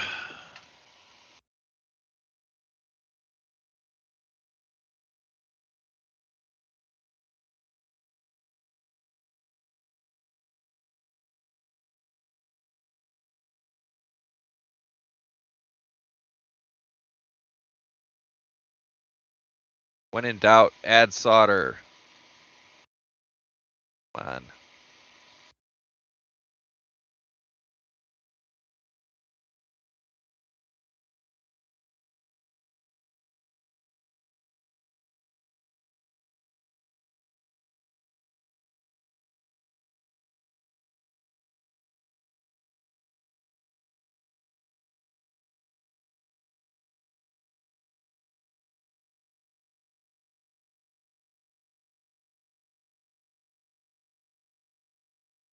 That is too much.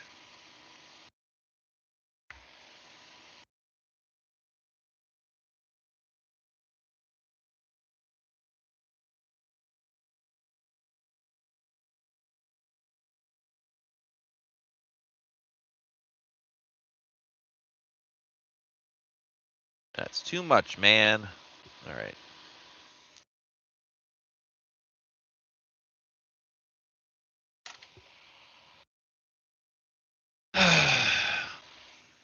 You know what I could do? I have another converter sitting over here. Not that I think it's the converter, but sometimes changing a variable, an unrelated variable, can still produce desirable results.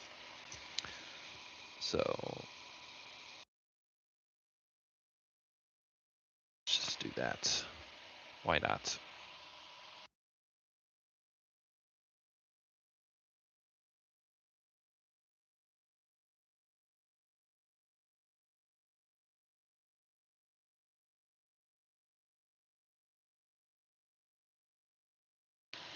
Is that pin 1? Ugh, can't tell. Yes, okay. I'm really mad if the silk screen's just wrong for some reason and I'm like not actually measuring the voltage correctly.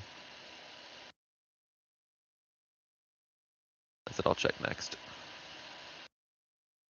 Okay.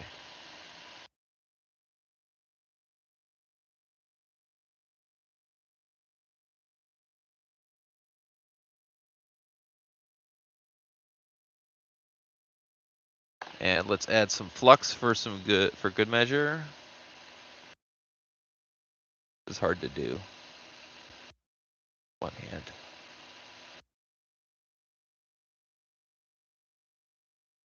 Now all the talking I do to myself makes it seem like I'm sane because there's actually people listening to me.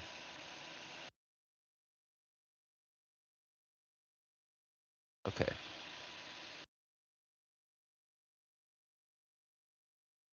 There.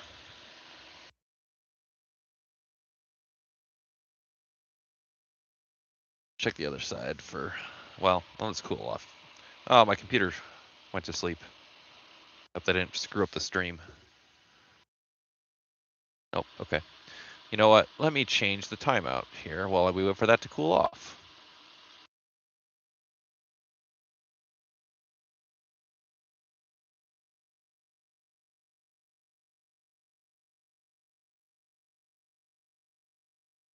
Okay. When plugged in, turn off after an hour, sure. Okay. Anyway.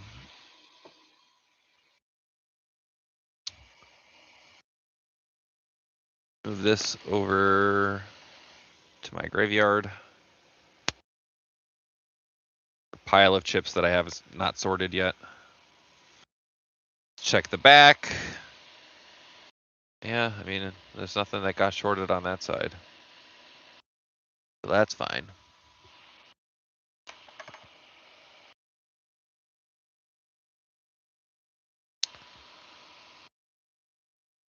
Let's try again.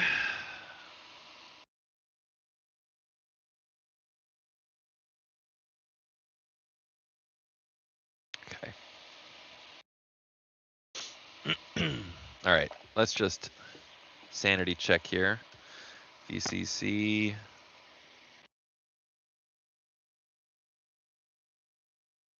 What?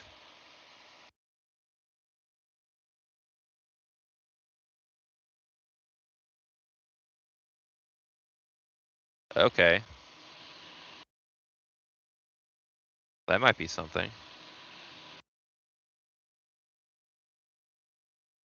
There's no voltage here. Why not? What the heck? Is there voltage here? Yes. Is there voltage?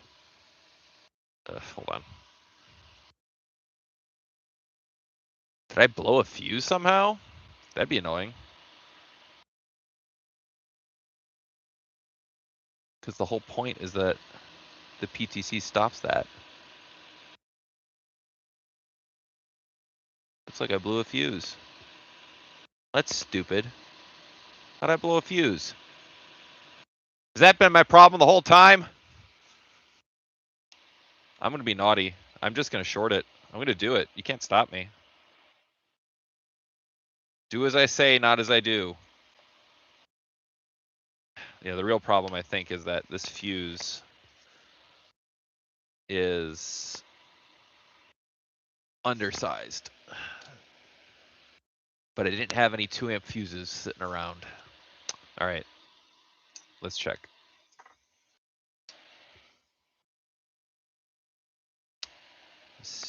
Yeah, my desk is too messy. I have no place to put anything. My desk is too small. Let's say that. Okay. fuse that side. Take my glove off. God.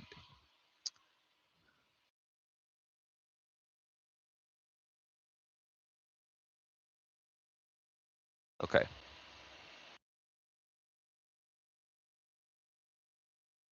Uh-huh. Blown fuse. That's stupid. All right. Well, I'm sure I blew it because there was a short at some point. So, okay. Let me explain this. The fuse is in line with the battery. Like it's right after the battery. So it's supposed to be a catastrophic, like, oh shit, we got to blow this fuse. Something's really wrong on the battery or something, right? But there's a PTC, which is positive thermal coefficient part. So that increases resistance with current. And so the trip current, I don't remember what it's set at, or the hold current rather, but it's supposed to trip. Again, I'm being naughty. Don't do this. I'm cool, so it's okay. The trip current is supposed to trip any shorts downstream before the fuse pops, but maybe I'm using a 1 amp fuse instead of a 2 amp fuse because I didn't have any 2 amp fuses yet because I haven't ordered them. So ideally, you shouldn't have to replace fuses when you make problems, when you make mistakes on the board, but we'll see. I definitely would. It's the same problem with like traffic, right? Build more lanes. Well, then more traffic is going to come to fill those lanes. You didn't actually solve the problem. If I get a bigger desk, I'm just going to fill it with more stuff. Okay. Let's try this again.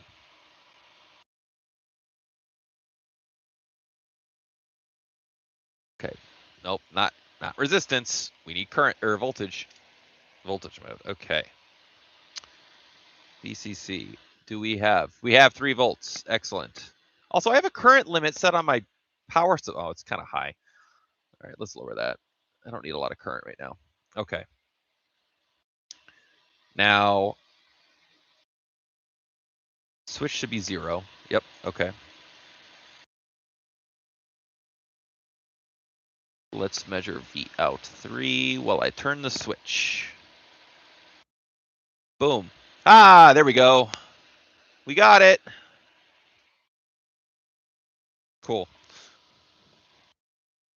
So I'm pretty sure maybe initially there was a solder blob under the chip on the very first try, and that popped the fuse. So that the next few times I tried, it wasn't working because the fuse was blown. Silly boy, I am. Okay. That's step 2. Man, it's 2 o'clock. Jesus. That's fine. Step 2. Oh, okay. Step 2B. That wasn't step 2. Oh wait, I had changes to this. I wrote down. Hold on. Step 2. Remove step 2B. Okay, I don't do step 2B. That is moved. Hello. Someone just entered the Discord. I guess you guys didn't hear that. Oh, that's kind of. You know, I should set up the stream better next time. I'm just using the YouTube live thing, but you can't hear what's coming through my speakers. I wonder if that. Can I change that? I don't think I can. I do have OBS, but I didn't. Yeah. Okay. I didn't set this up very well. Whatever. If I ever do another live stream, I'll use OBS instead. Anyway. Now, step 3, VDD2 generation. This is the 2.5 volt supply. This is a short step, and it is all on the back side, which is where I am. This all has to be hand soldered, which is a little annoying, but it's fine.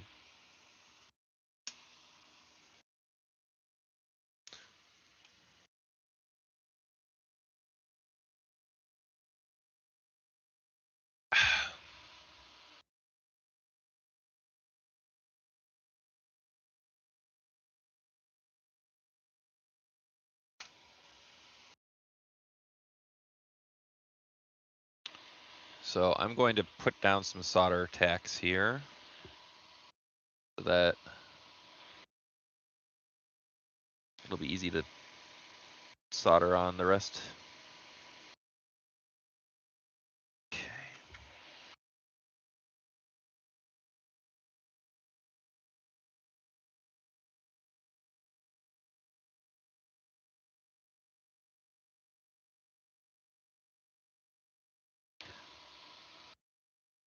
All right.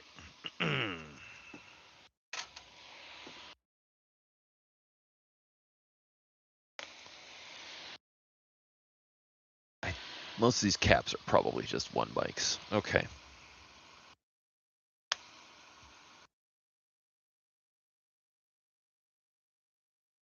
Ugh. I hate it when my tweezers get full of flux and then they start sticking to parts and stuff. It's very annoying. I gotta clean it off.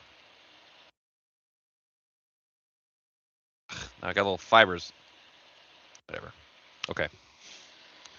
1 microfarad. C22. 1 microfarad.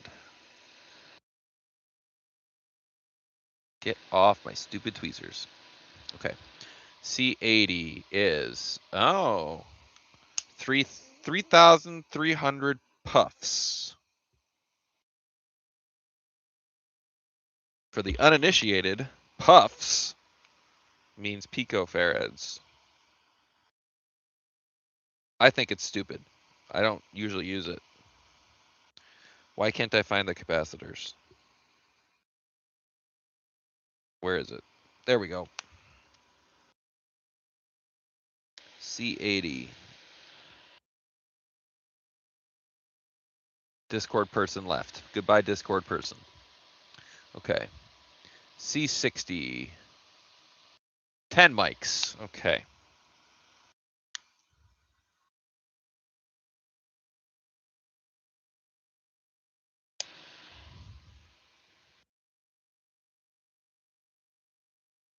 I heard the Discord noise, but I don't see a Discord message.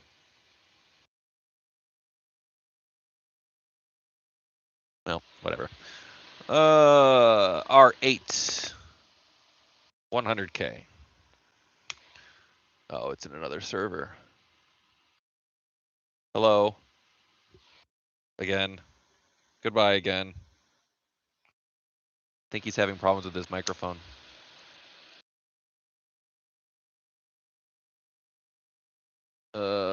There we go.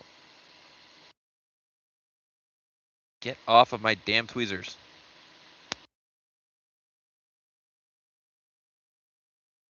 Oh, Jesus. Okay.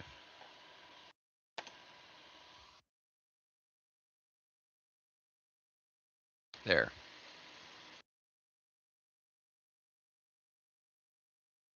Okay, C2. C2 is a 10 mic.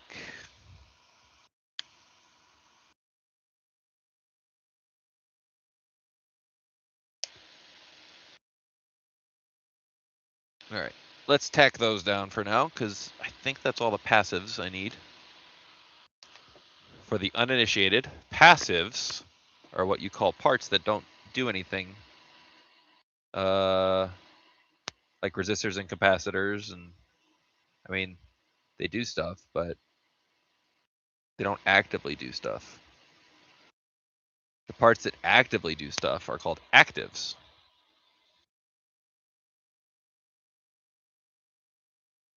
Okay.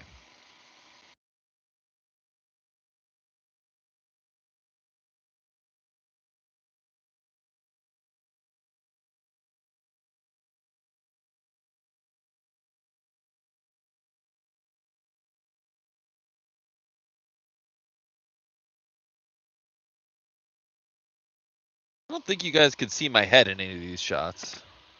But if my head ever gets in frame and covers up something, sorry. Okay.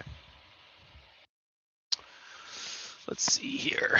Now we need U8 and U18. U8 is probably the regulator, and it is. Okay. Which I put over here, I believe. Okay, I don't need this regulator anymore. NCV 8164 ASN 250 T1G. Yes. And the other part is a load switch, I believe, which I don't have here. That is the TPS 22917, right? Yes. Okay. I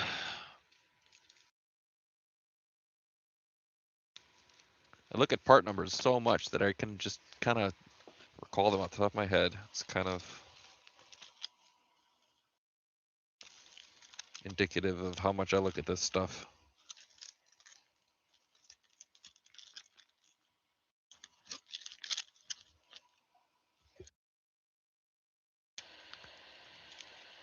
Hello, DVD. See, you might be in the Discord. I don't remember. But hi, thanks for stopping by. Is the VOD the what is VOD? I'm not a video something. You're gonna rewatch this whole thing? I'm flattered.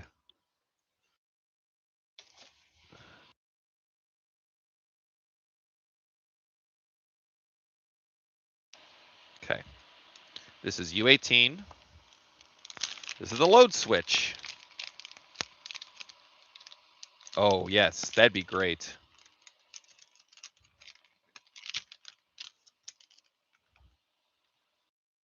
At least I have like most of these parts in between two boxes. Like sometimes they're like I don't know, like last night I was cleaning my room because I just had boxes and boxes and boxes. I've made 6 DigiKey orders for this project so far.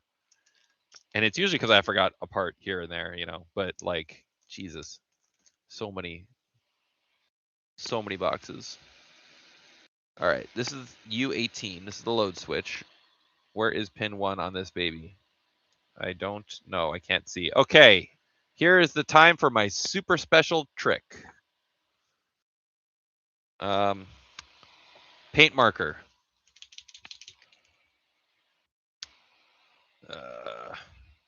So if you can't see the markings on a chip, you can take a white paint marker and kind of paint over it. Let it sit for a second. And man, you're not gonna be able to tell because this camera resolution sucks. But take a Q-tip. I'm pretty sure, actually, I think HDR told me a different way of doing this when I posted about it. But take your IPA and you wipe it off. And then you can see the markings on the chip.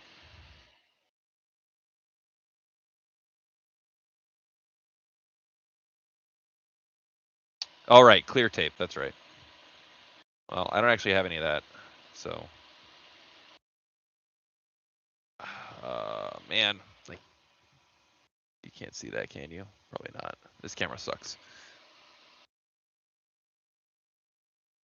I believe this is pin 1. It's kind of still hard to see. I don't think I put enough paint on it, but we'll go with it. If it's not right, I'll flip it around.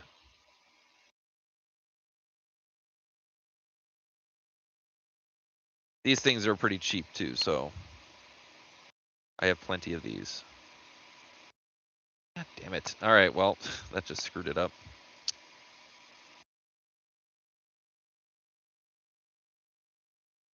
You know what? I'll put more paint on it. I don't really feel like putting my hot air on again.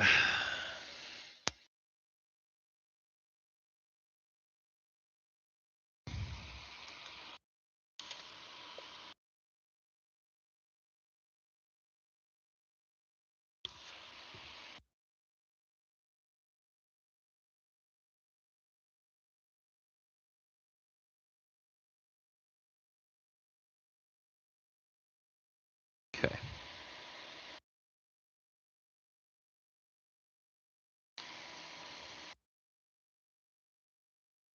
Okay, there, I can see it better now.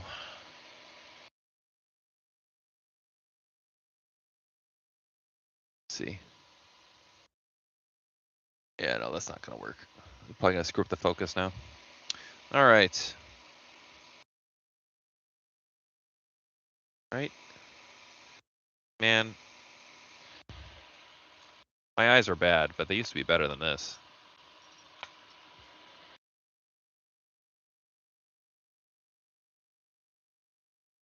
This is riveting stuff. I know.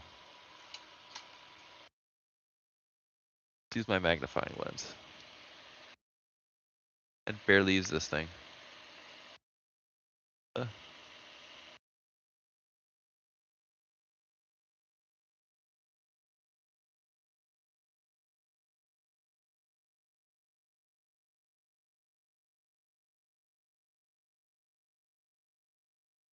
Okay.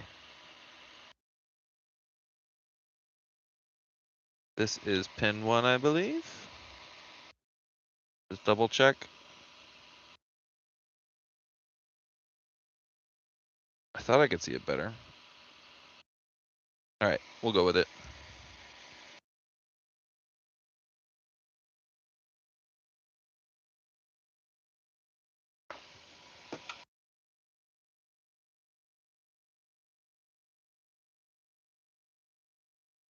Okay.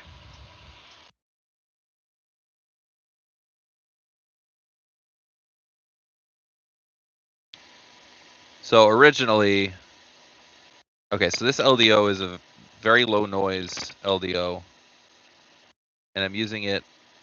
I used it for the 2.5 regulator, or for the 2.5 rail on the board for the CPU. But I also use one for the audio. When I was first testing out stuff, the audio sounded better when, come on, audio sounded better when the 2.5 volt line was not noisy. If I used a switching supply on the 2.5 line, you could hear like a buzz. You could hear it. It wasn't super loud, but you could hear it. So I use an LDO for the 2.5 because that's pretty low noise. The power consumption on the LDO or on the 2.5 line is, I think, like 20 milliamps or something.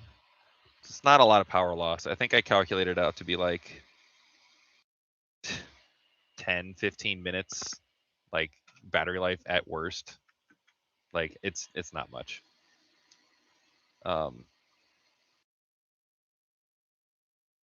won't this stick? Come on.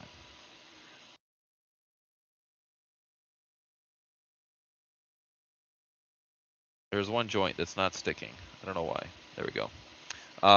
So yeah, I use a low noise LDO, and this kind of explains when I was doing all the power cleaner like testing. One of the things that they always said was put that one ceramic capacitor across the other one, and that one was on the 2.5 line. And through all those recordings, there was one instance where it did make a difference, but barely, and everything else just made it worse. So, but the fact that it was on the 2.5 volt line kind of made sense, I guess. So that's why I use an LDO there. Oh, I didn't finish putting solder on all these other parts. So, yeah, anyway. I also use a 2.5 volt LDO for the audio supply as well now. And that runs off the 3.3 for the AA version. That runs off the 3.3's rail, but it's a separate supply, and it has a separate ground path to get the audio sounding as good as it can. And so those two changes really made things sound a lot better. But then I was trying to find out, there was like a 60 hertz buzz that I was still hearing at at max volume. You can't really tell a whole lot, but it was enough that I was like looking into it. And I found, I think I posted about this on at least one of the Discords. I definitely posted about it on one Discord. I don't know which one. But the PWM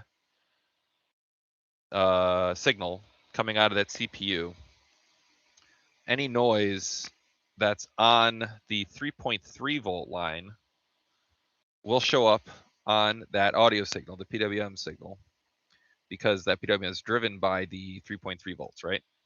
So if you have noise on the 3.3, you'll get noise on the PWM. And you can't just filter it out because, well, first of all, it's 60 hertz, so it's like audio range. So like your audio is going to sound fucked up. But you can't just get rid of it by filtering the PWM signal, because to convert PWM to the analog audio signal, you have to put it through a low pass filter, right?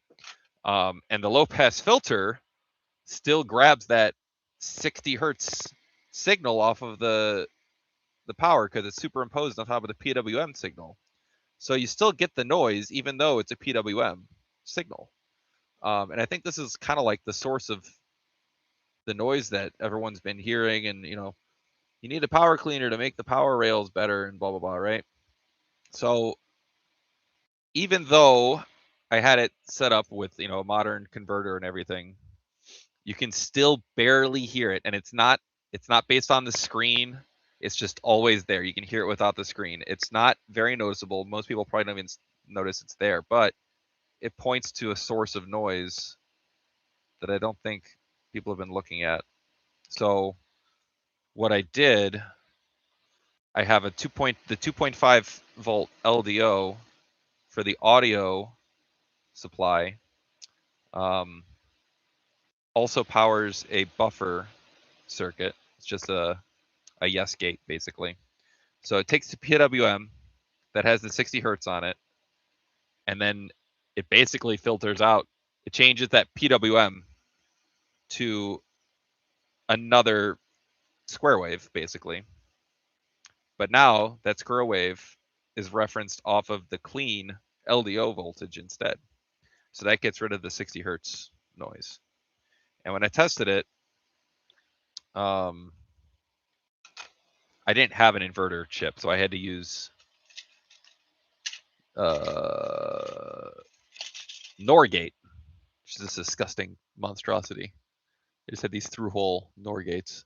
So I made inverters out of that, and that, even though it looks disgusting, that really cleaned up the noise. So I'm really hoping that that is what does it for the audio quality. And like, I put it in headphones, and man, it was just like crystal clear. It sounded amazing. So I designed and ordered a breakout board, or a little adapter board, to go on the original CPU, like the original circuit board, so that stupid, it's not focusing. So you could put it on. You just take off 2 resistors, and then replace it. Put the board on, solder on those 2 resistors. It has a little LDO on it to convert down the voltage. To basically do the same thing on a Game Boy Advance board, instead of having to do a whole parts transfer. I'm just trying to get the camera to focus right now. This stupid camera sucks. Okay, that's better. Anyway, I did that. I took like an hour off of work just to design that, and then ordered it from Osh Park. It should be getting here in a few days. But if it works, I mean, it's just like 6 parts and a little flex board. Like, if that makes the sound clearer, that's gonna be great. So I'm looking forward to that. I'm trying to think of a good name for it. I don't know if I'd call it a power cleaner, but I could call it an audio cleaner or something. Okay. Time to test the 5 volts and the 2.5 volts. Where's the clips? I really wonder what problems Zekfu ran into when he was making his. And I kind of want to know, like, if he figured any of this out.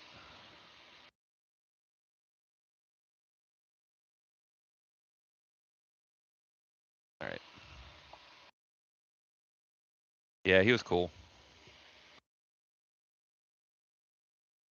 Does he ever show up anymore in like any of the servers?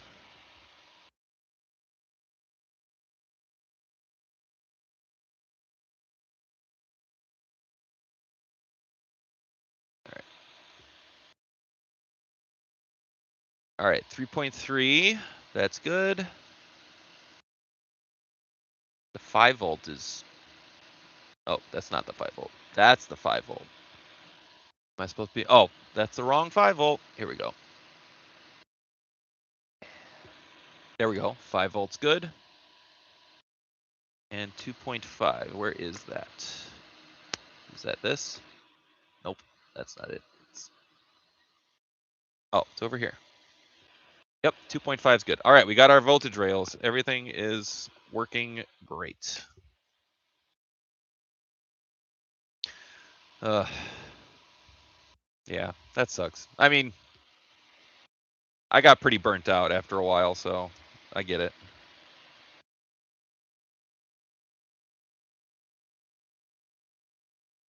This is probably, like, this project is probably the last Game Boy thing I'm going to be doing. I don't think I have any other Game Boy projects on my list of things that I want to do. I've been working on this since January. Like, I started like going through and picking out some more parts. Well, I made this test board like 2 years ago just to see if it would work, and I got the audio to work, but then I got distracted by other stuff, and I was having problems with the power staging. But I've been working on this like nonstop since January, and like I'd been waiting for Metroid Prime 4 to come out, you know, for years and years and years, and it finally comes out, and I played like the first 10 hours of it, and then I'm like, I gotta make this Game Boy now, and I haven't played another game since, and I'm like upset about it, but also not upset about it because I choose to do this. All right, now power LEDs. Okay.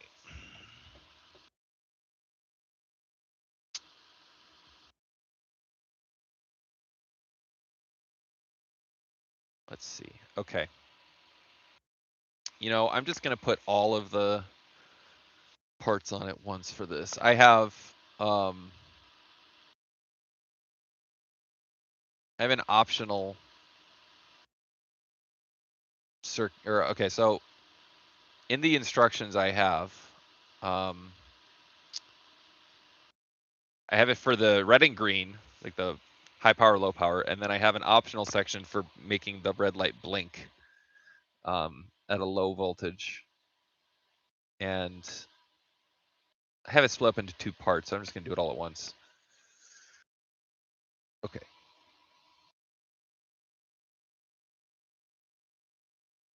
Yeah, Dread was so good. I think I haven't finished Prime 4, but I think I do like Dread better. A lot of people are saying it's like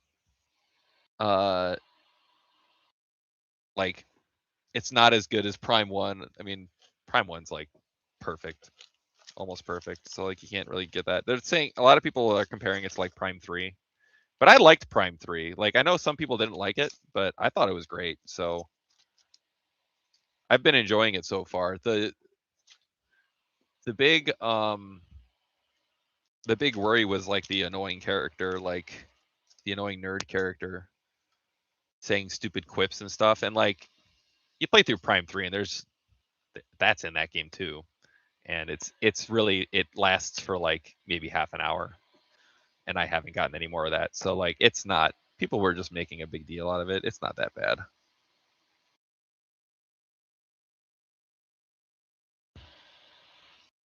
All right.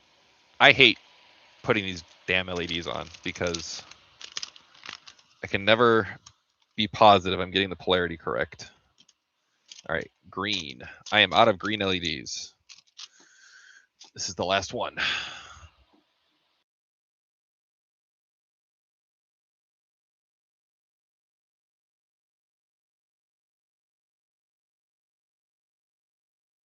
All right, let's look for that tiny little triangle.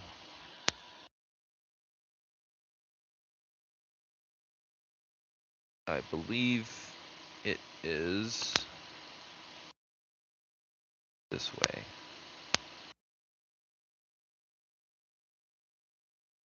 Yes, okay.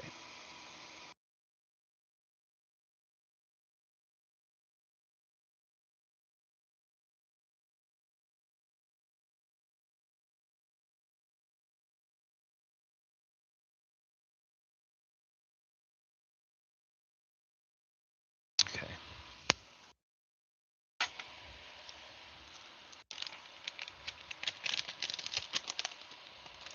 Yeah, I could do that, but when I do that, I end up flipping it off like the table and it goes all over the place and then I can't find it. I can see the triangle well enough on these. These aren't that bad.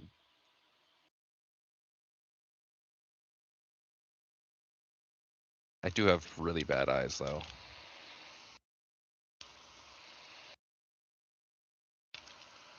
I should get a magnifier at some point. Like a nice one, but as you can tell, this desk is already pretty cramped as it is.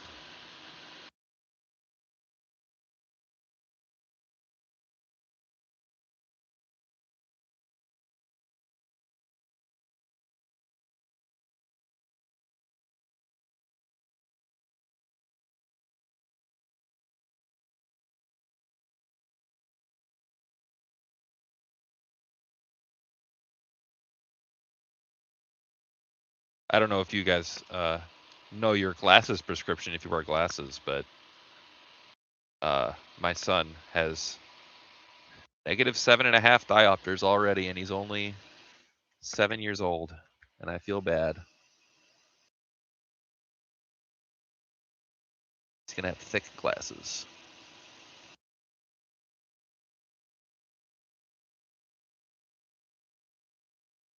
Okay. This is kind of the part where it becomes harder to use hot plate. I think I can still use a hot plate for the audio part, but at this point, I think most of it's hand soldering. You can use a hot plate for the CPU and RAM, but I never do because I just hand solder it. Like, I got to drag solder out all the bridges anyway. Might as well just, start there. Okay. Q9 is one of those MOSFETs that I was trying to find earlier. I cannot read the freaking pin 1 indicators again. Let's get the flux off of them.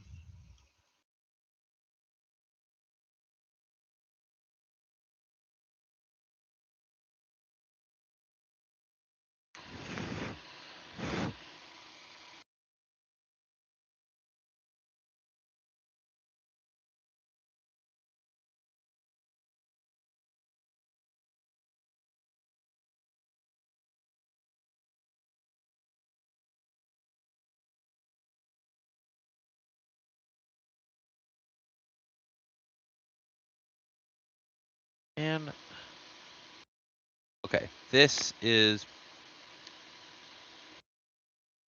I think this is pin 1. Let me,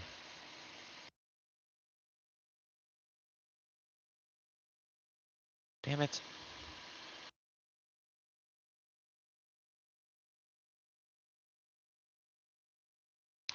Are these shots being fired at me here?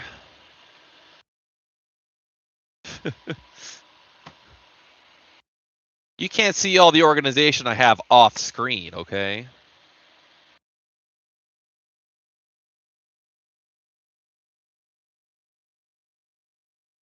I'm just running off an IKEA desk. It's not like I have that much space to put tools and stuff. All right, this is Q9. Q9 goes here.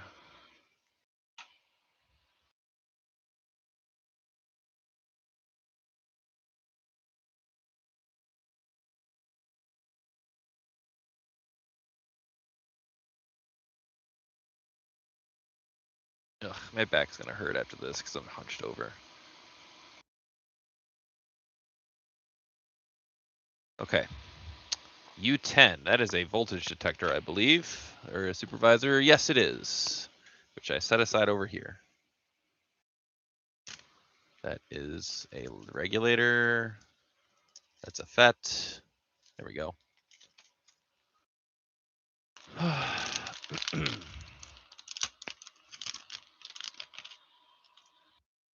The champion of this board are these 2-volt supervisors and the load switch TPS 22917s. I use them all over the place.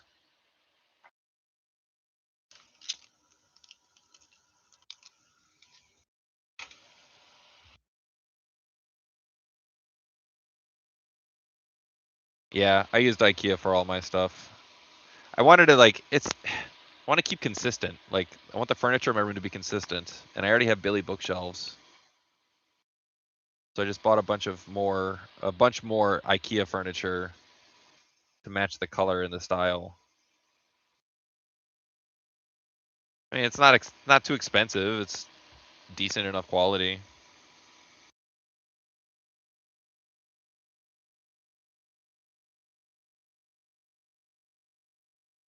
Okay, R3, R4, R18. R3, 1K, R4, 10K, 18, 10K. Okay.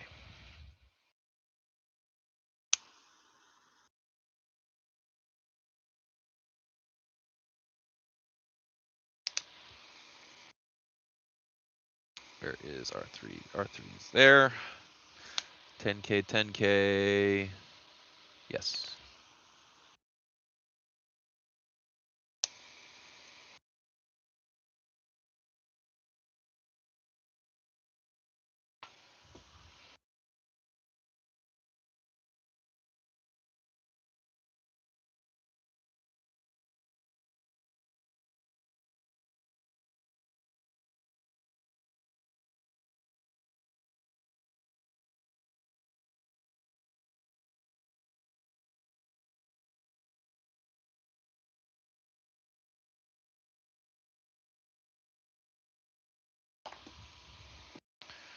All right.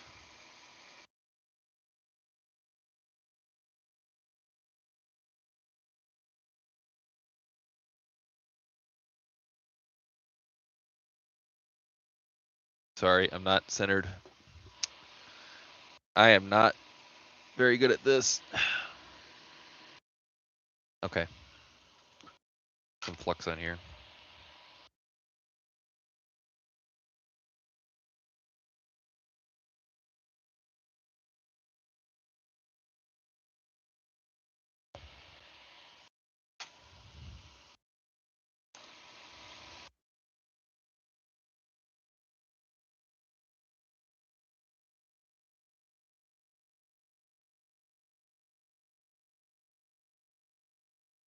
Okay.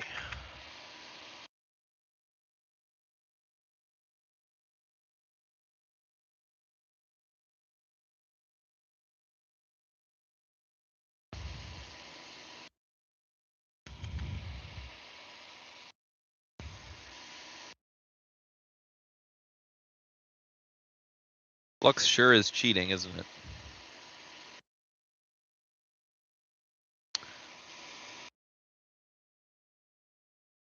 I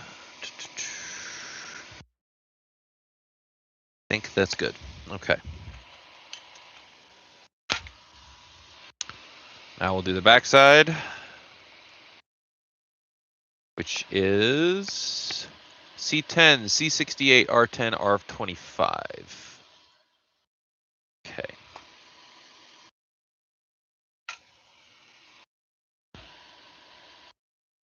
C10, C68,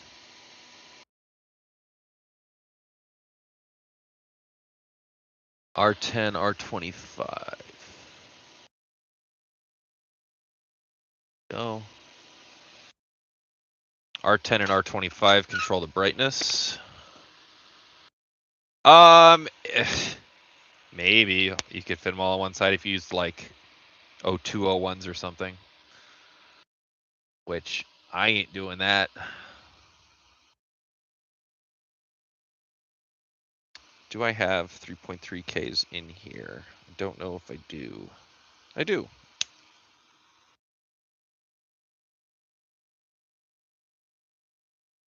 Ah, shit.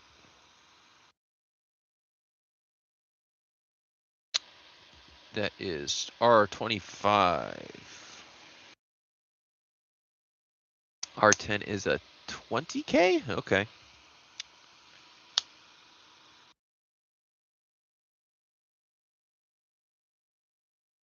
Some of these chips also don't come in smaller sizes. Although you could probably find, there's a few chips on here that are unique.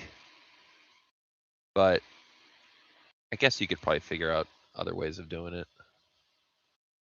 All right, C68 is 10 mic, and what is the other? C10. C10 is probably 0.1. Yes.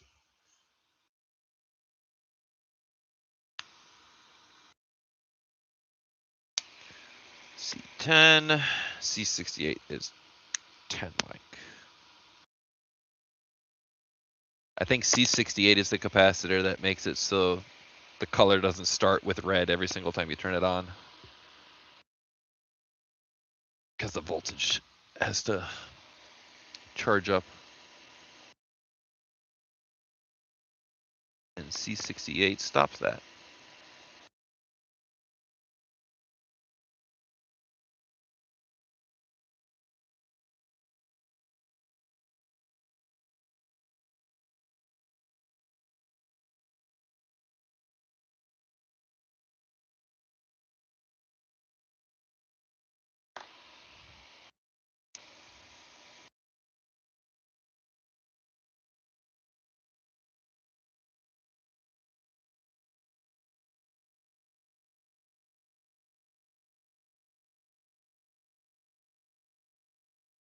Ah, damn it.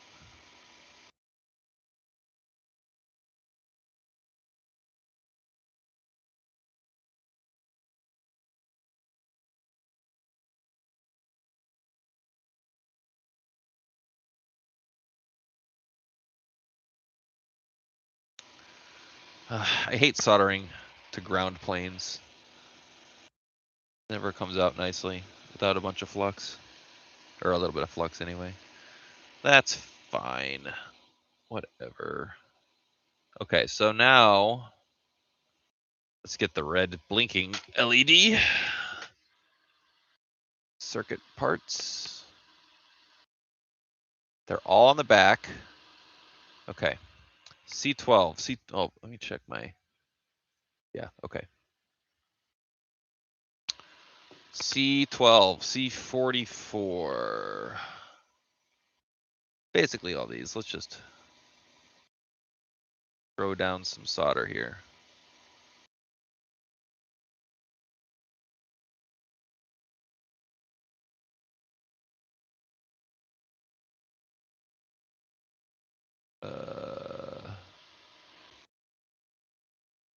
I think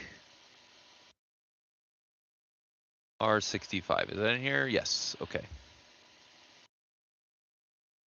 These parts are for the link port over here, so I won't touch those.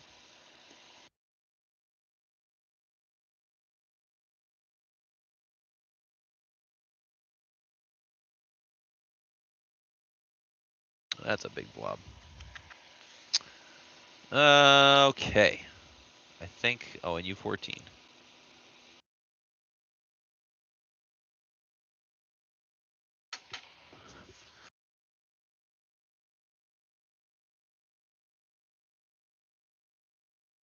Oh, heck yeah.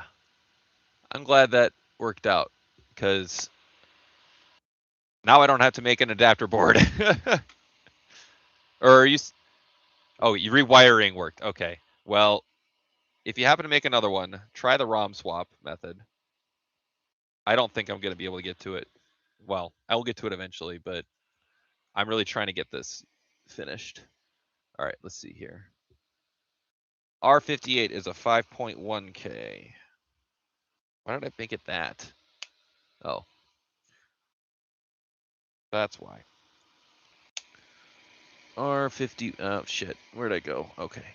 R51 is,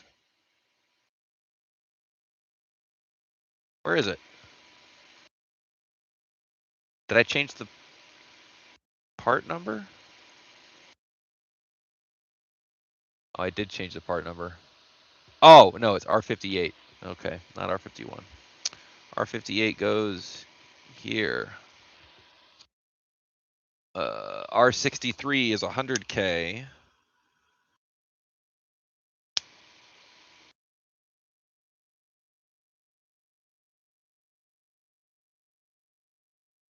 C12 is 10K, or 10 mic.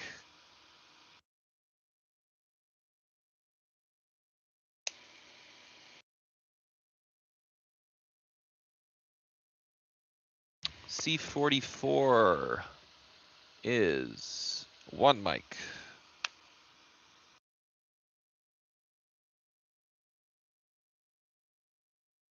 R64 is, that's 200K.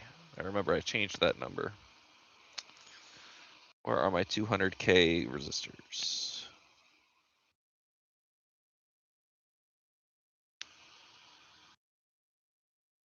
I know I have them. There they are.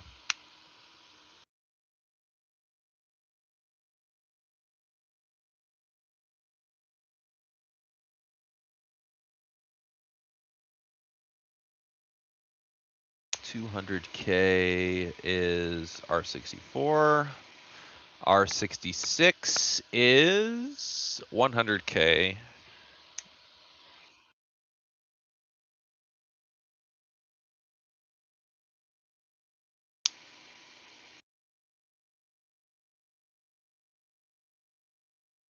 And C72 and R65.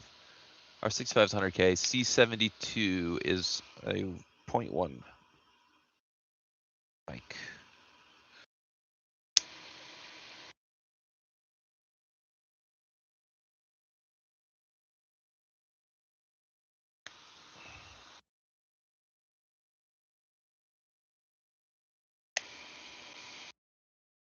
There we go.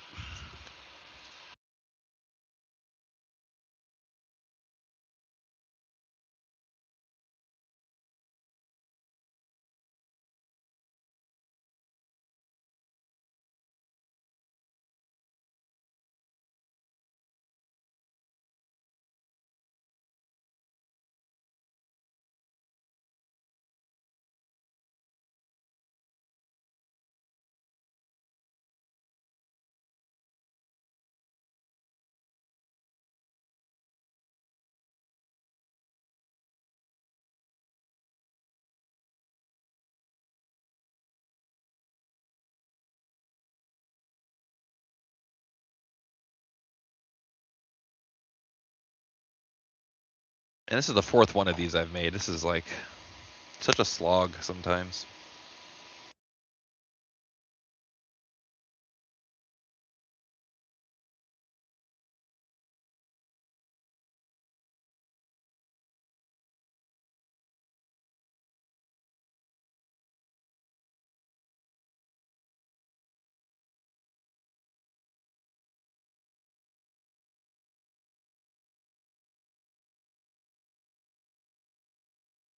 Oh, that one wasn't soldered down.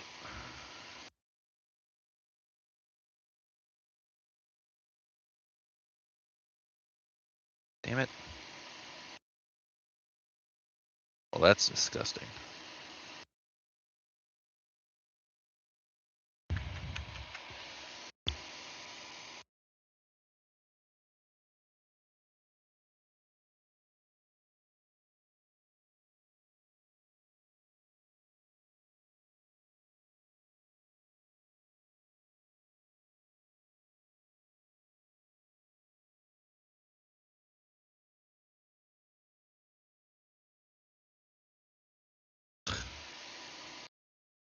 All right, that's going to need some flux, but for now,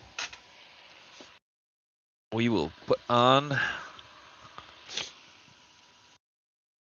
U17 and U14, which is the supervisor again, and the 555 timer. Okay.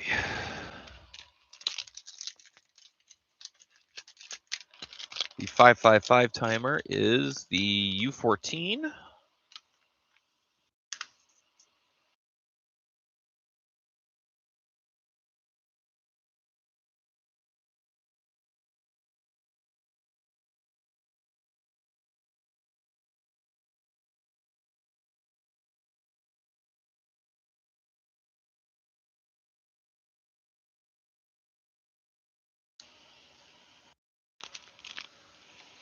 And U17 is the supervisor.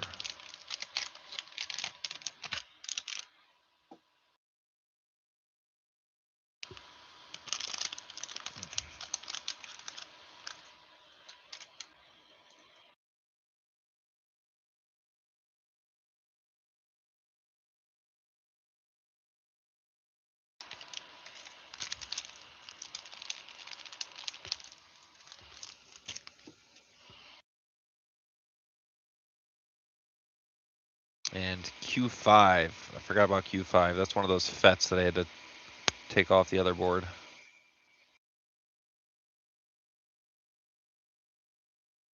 Okay.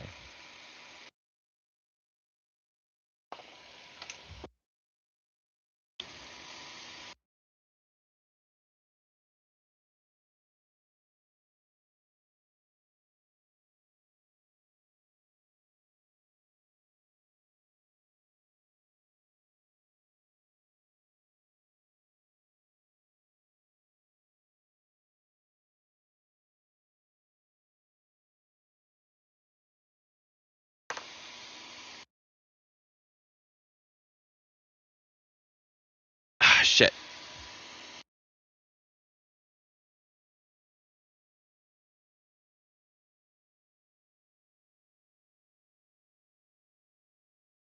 There we go. Nope. Damn it.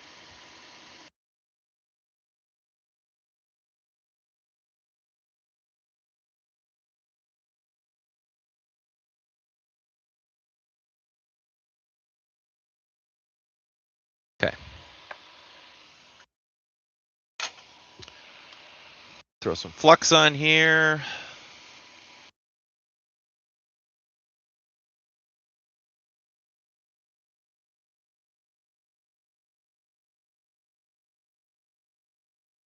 $247. All right. Well, I can. Planning on leaving my house at like 4 o'clock, so I can probably stick around for a bit longer.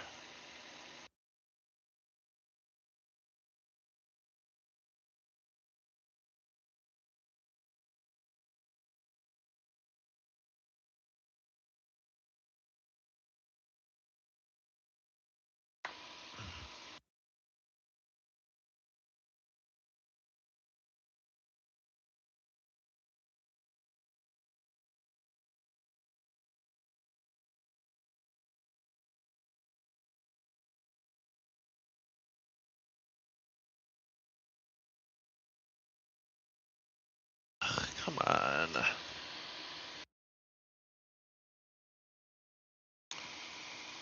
Stupid solder bridges.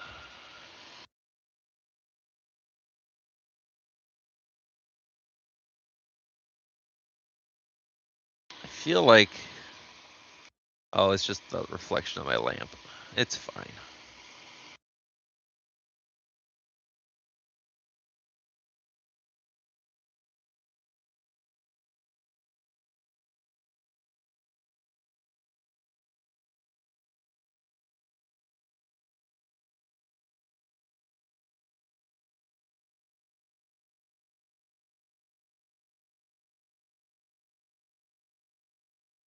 All right, that is good. Now I need to add the FETs Q5, and then we should have the power LEDs working.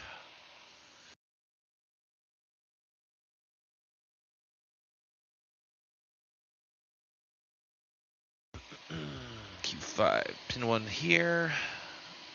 This one's easier to tell, thankfully. Ah, crap. Get off my glove.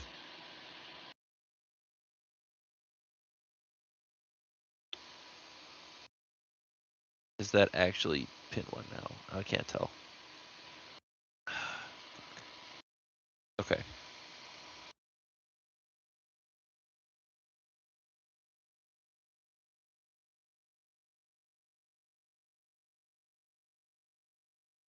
If this doesn't work, it's going to be because I put one of these in backwards.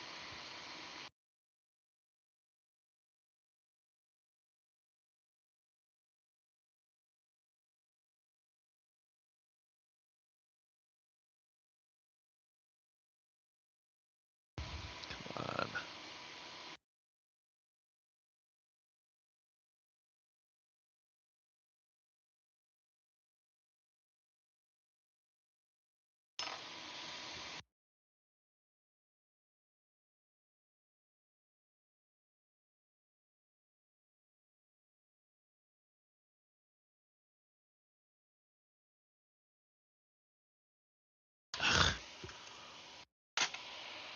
These parts still have some solder on them from the boards I took them off of.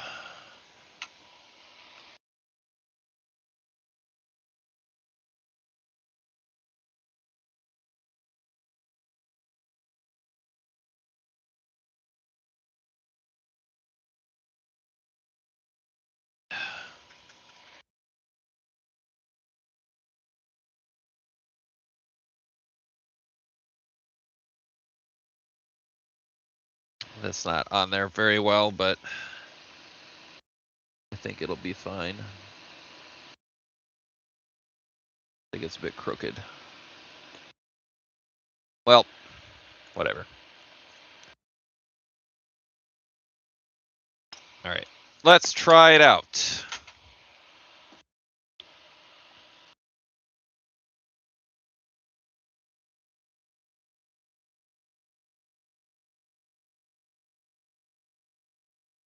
Okay.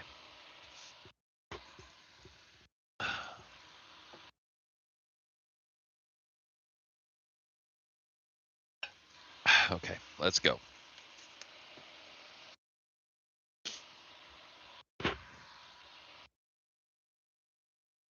All right, we got the green LED.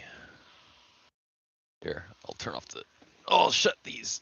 Oof, I haven't stood up in 3 hours. This hurts. Ow. All right. Green LED.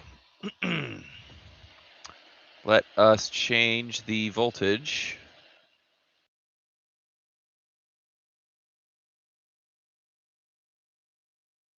So, red LED. All right. Now, if I go a little bit lower.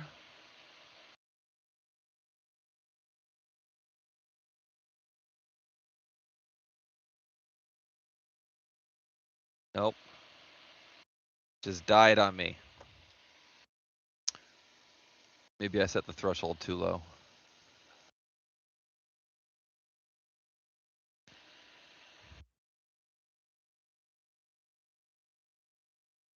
Oh, wait, you know what it is?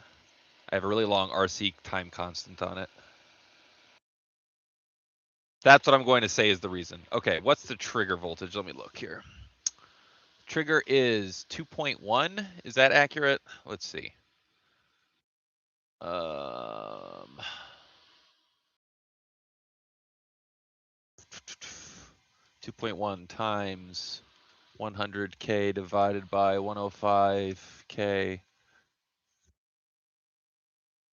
That isn't correct. 2.1. Oh, no. Nope, that's right. Okay. Yep. Okay, so 2.1 is the cutoff. So if I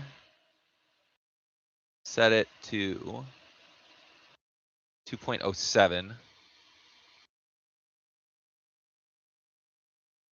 Unless I put that FET in backwards, which is definitely a possibility.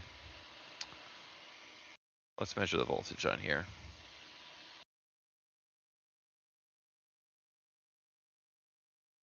Man, I wanted to show it off. I wanted it to be a cool little reward. Okay. Let's see, where should I measure? Let's measure at pin 2 on U17, which is on the back.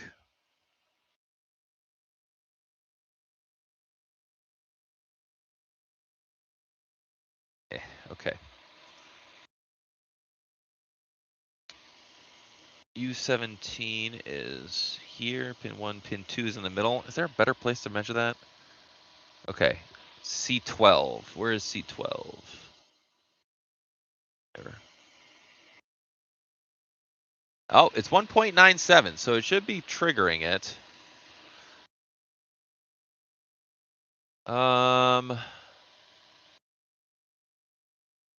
Maybe the FET's just,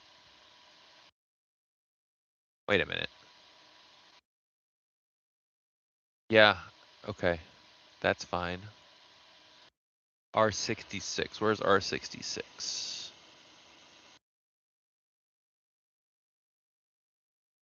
That is 5 volts, what's the other side?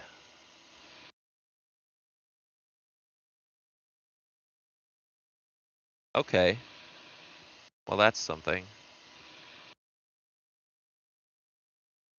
It's not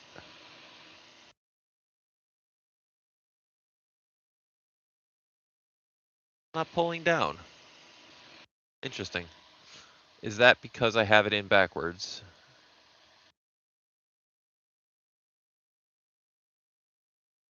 I don't know if that would happen if it was in backwards.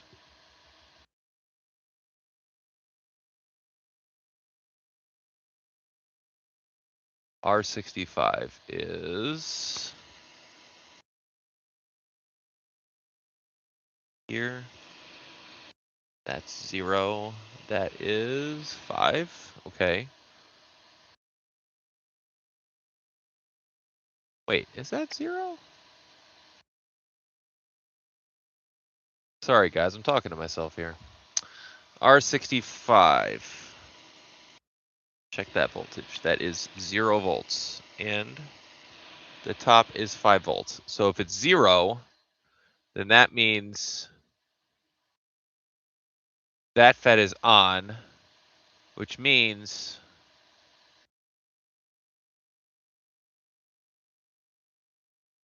R66 is pulling up.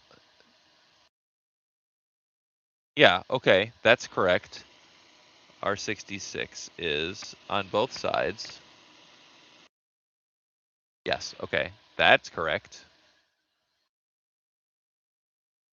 Okay, so why isn't U17 triggering then? U17 pin 2.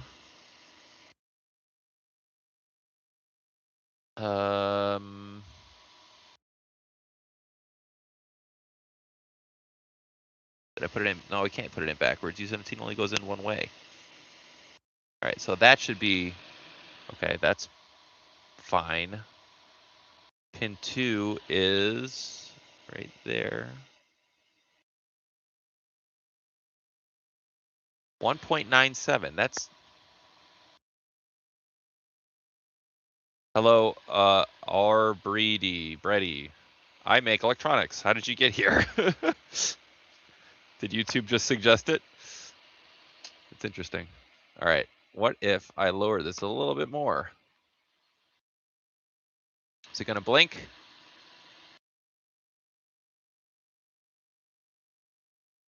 What the heck?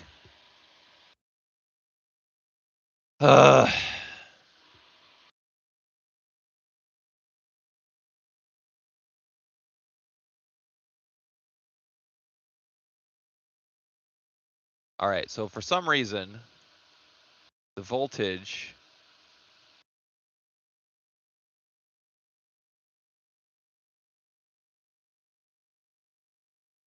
is reading below the trigger.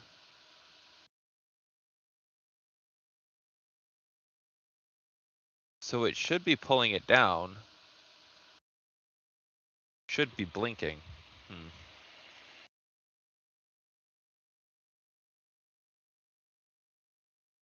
Strange. And I guess the part could be broken, but that's usually not the problem.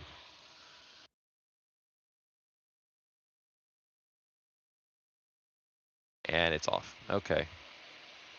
Well, I could just run it over with some solder again. Maybe it's not perfectly soldered on there. I'm sorry, I keep going off screen here. All right. Let's just try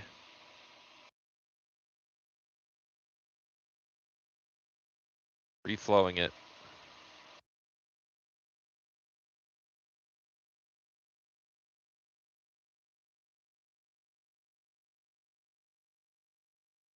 U17 is the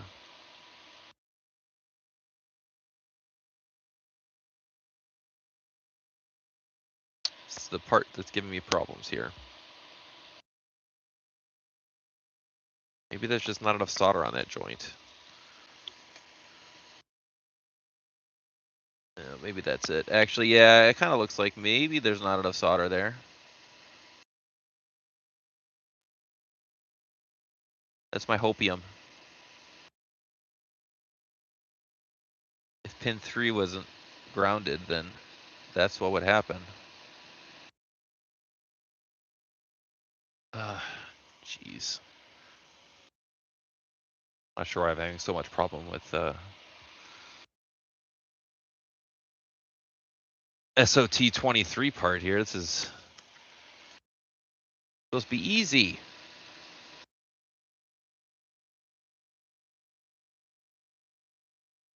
This bridge won't go away. Jeez.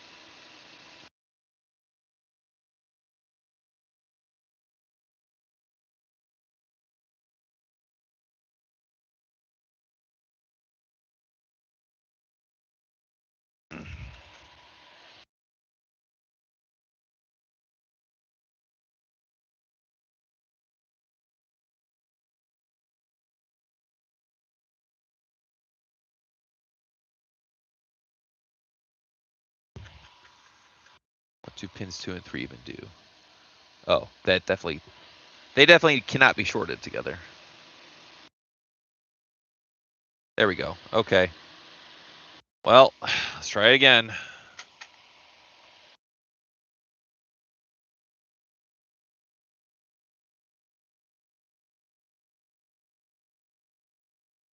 Any of the problems I've had so far has just been because of dumb soldering. So, let's see.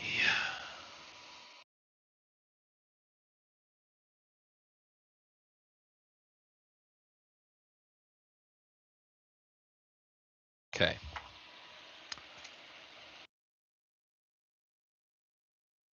So the cutoff is 2.1 volts. There we go. Look at that. Blinking. Boom. Blinking light win. All right. So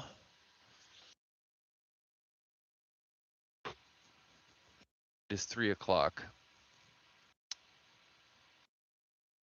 I'll go a little bit farther, I think. What's the next step? The next one is, okay, the rest of the power staging.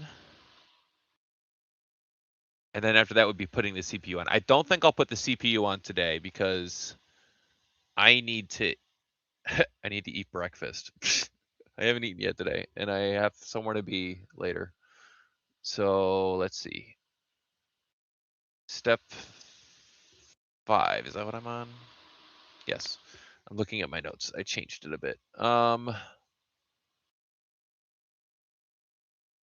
they're just name changes. Okay.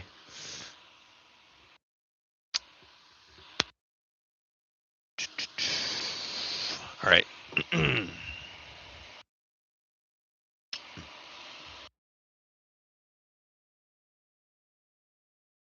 So this part is U4, C59, and C23. Those are for the... haha, this is the audio regulator I was talking about. So yeah, with the... I don't need this detector anymore. That's nice. With the voltage regulator, on this one, it's connected to the 3.3 volts.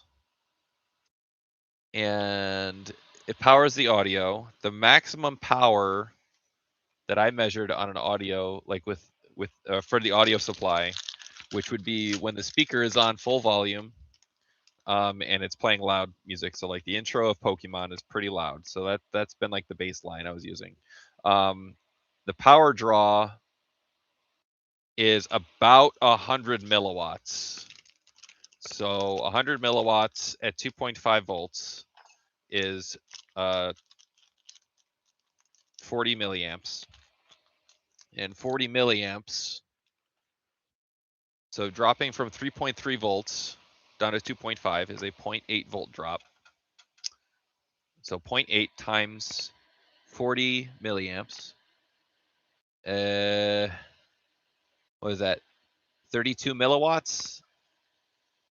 Anyway, whatever it is, it's a very small amount of power that's being dissipated in this linear regulator. And, you know, people will say it's not efficient. And yeah, it's not that efficient.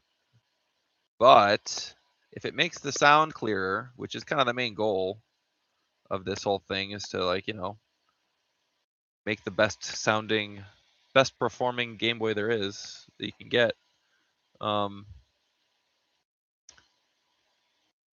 did calculations. I think it comes out to a 15-minute battery life decrease. And on AA's, on Eneloops that I tested, the battery life, and this was before I changed the regulator, or changed the audio supply to regulator. Before, I was just running directly off the 3.3 volts. It was about 6.5 hours. So it's going to drop to 6 hours and 15 minutes. Boo-hoo. Like, that's fine. I am, like, very excited to take some recordings once I get this all set up, because, like, it sounds like it did on my test. Oh, man. It's going to be great. Okay, C60 or C23 is a 10 mic.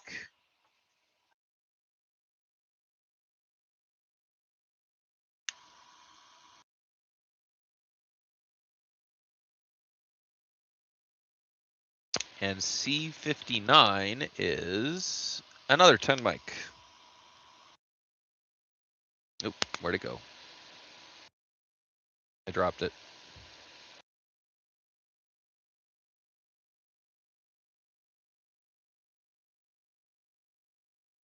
Oh well. I've got like 100 of them anyway. Get off of my tweezers. Get off. Okay. And that's, I think, all for the top side parts. So let's solder those in.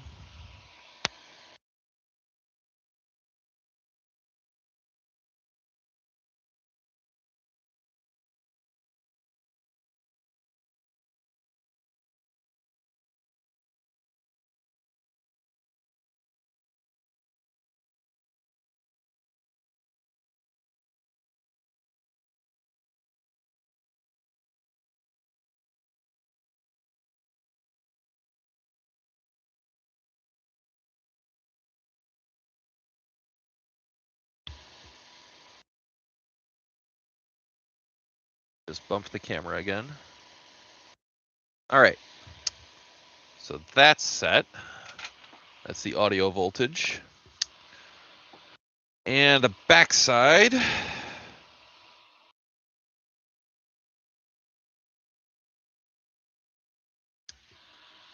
is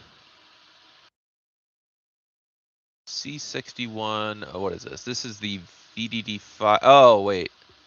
Okay, this is the sleep mode electronics. So this is the few games that utilize sleep mode on Game Boy Advance, this allows that to work. I was really hoping I could figure out a really easy way of doing a manual sleep mode, but it is way too much hassle for what it's worth, and I just kind of abandoned it. Who's going to use it anyway? You'd need to have a bunch of extra chips to figure out the logic, and it's not worth it.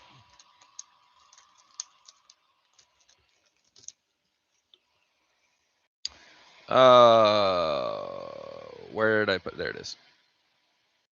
Okay, this is U11. Where is U11? U11 is there. Where is pin 1? Ugh. Hate this. All right. Marker time.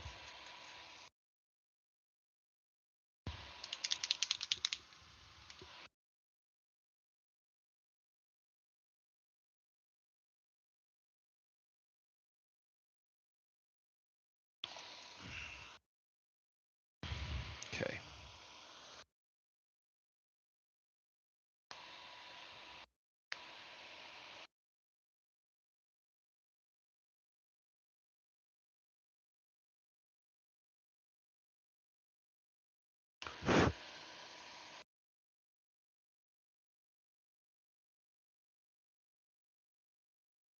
All right. The pin 1.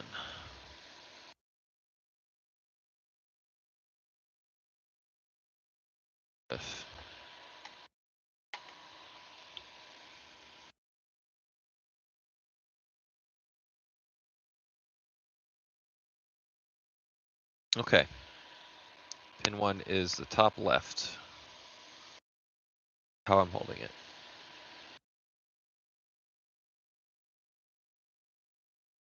Go.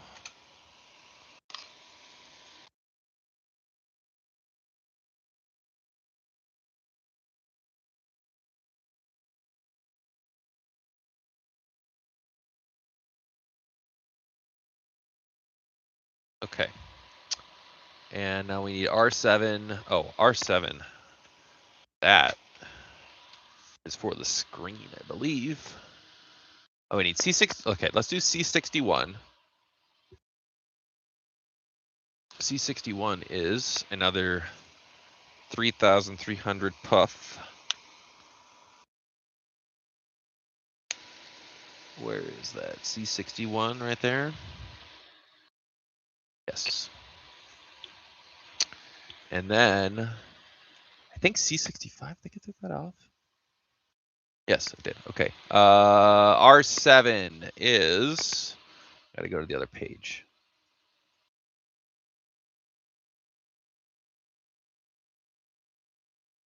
R7 is a 100, wait, no, that's not it. I think it's 100K. Let's see. Where is it? R7, 100K. Okay. Okay.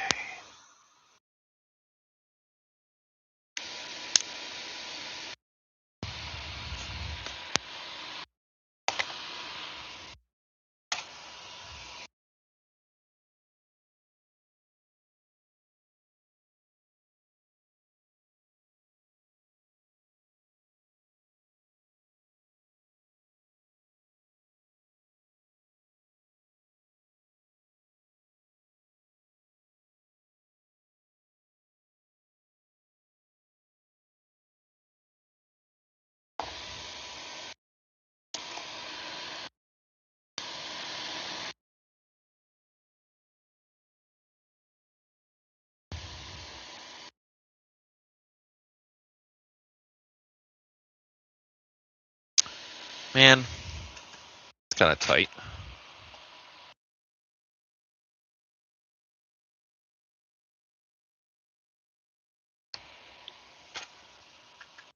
All right.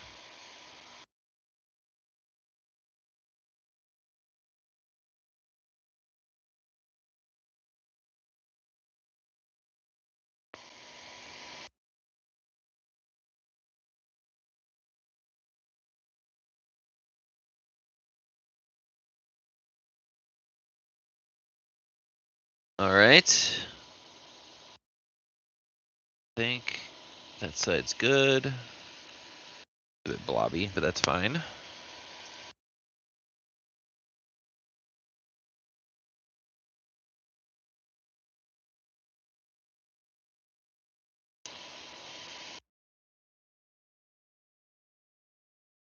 Probably should have put that on before I put this cap and resistor on, but it worked out.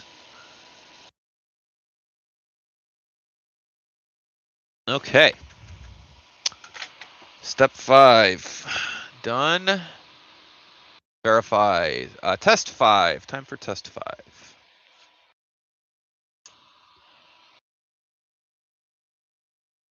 Okay, test 5. I gotta check VAUD, VAUD, which I think is over there.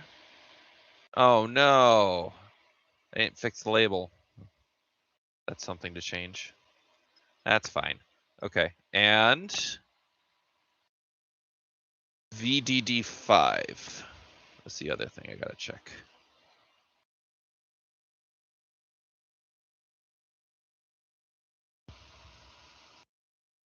That's frustrating. I didn't want to have that silkscreen wrong. I bought 30 of these. Now I can't sell them. They're all wrong. Okay. Voltmeter is on.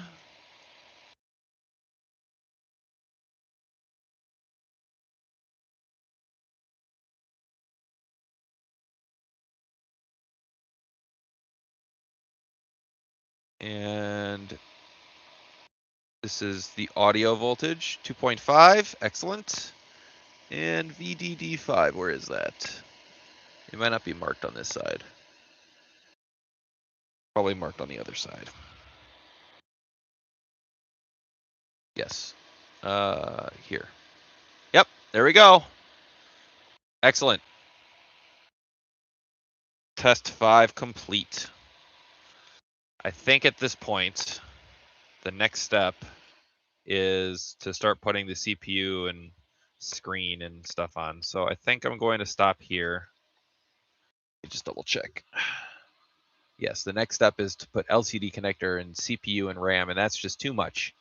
And I haven't eaten today. I have to take a shower and stuff. So I'm going to get off for the day.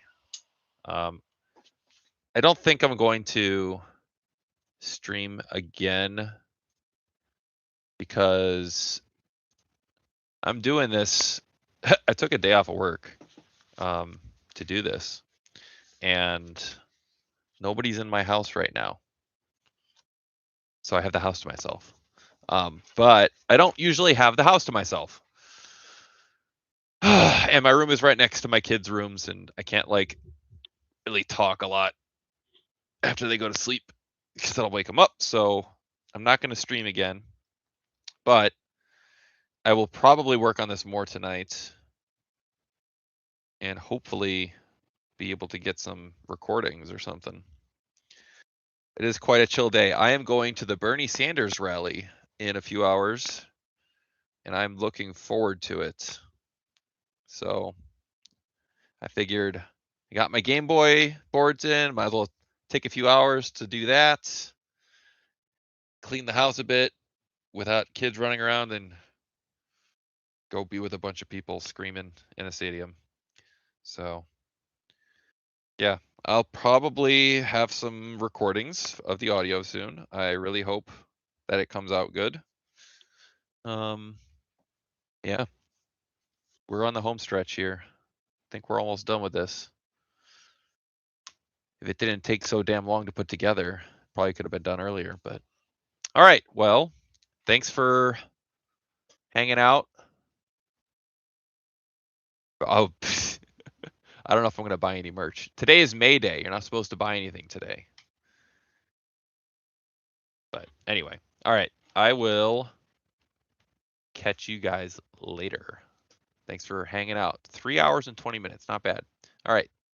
Goodbye.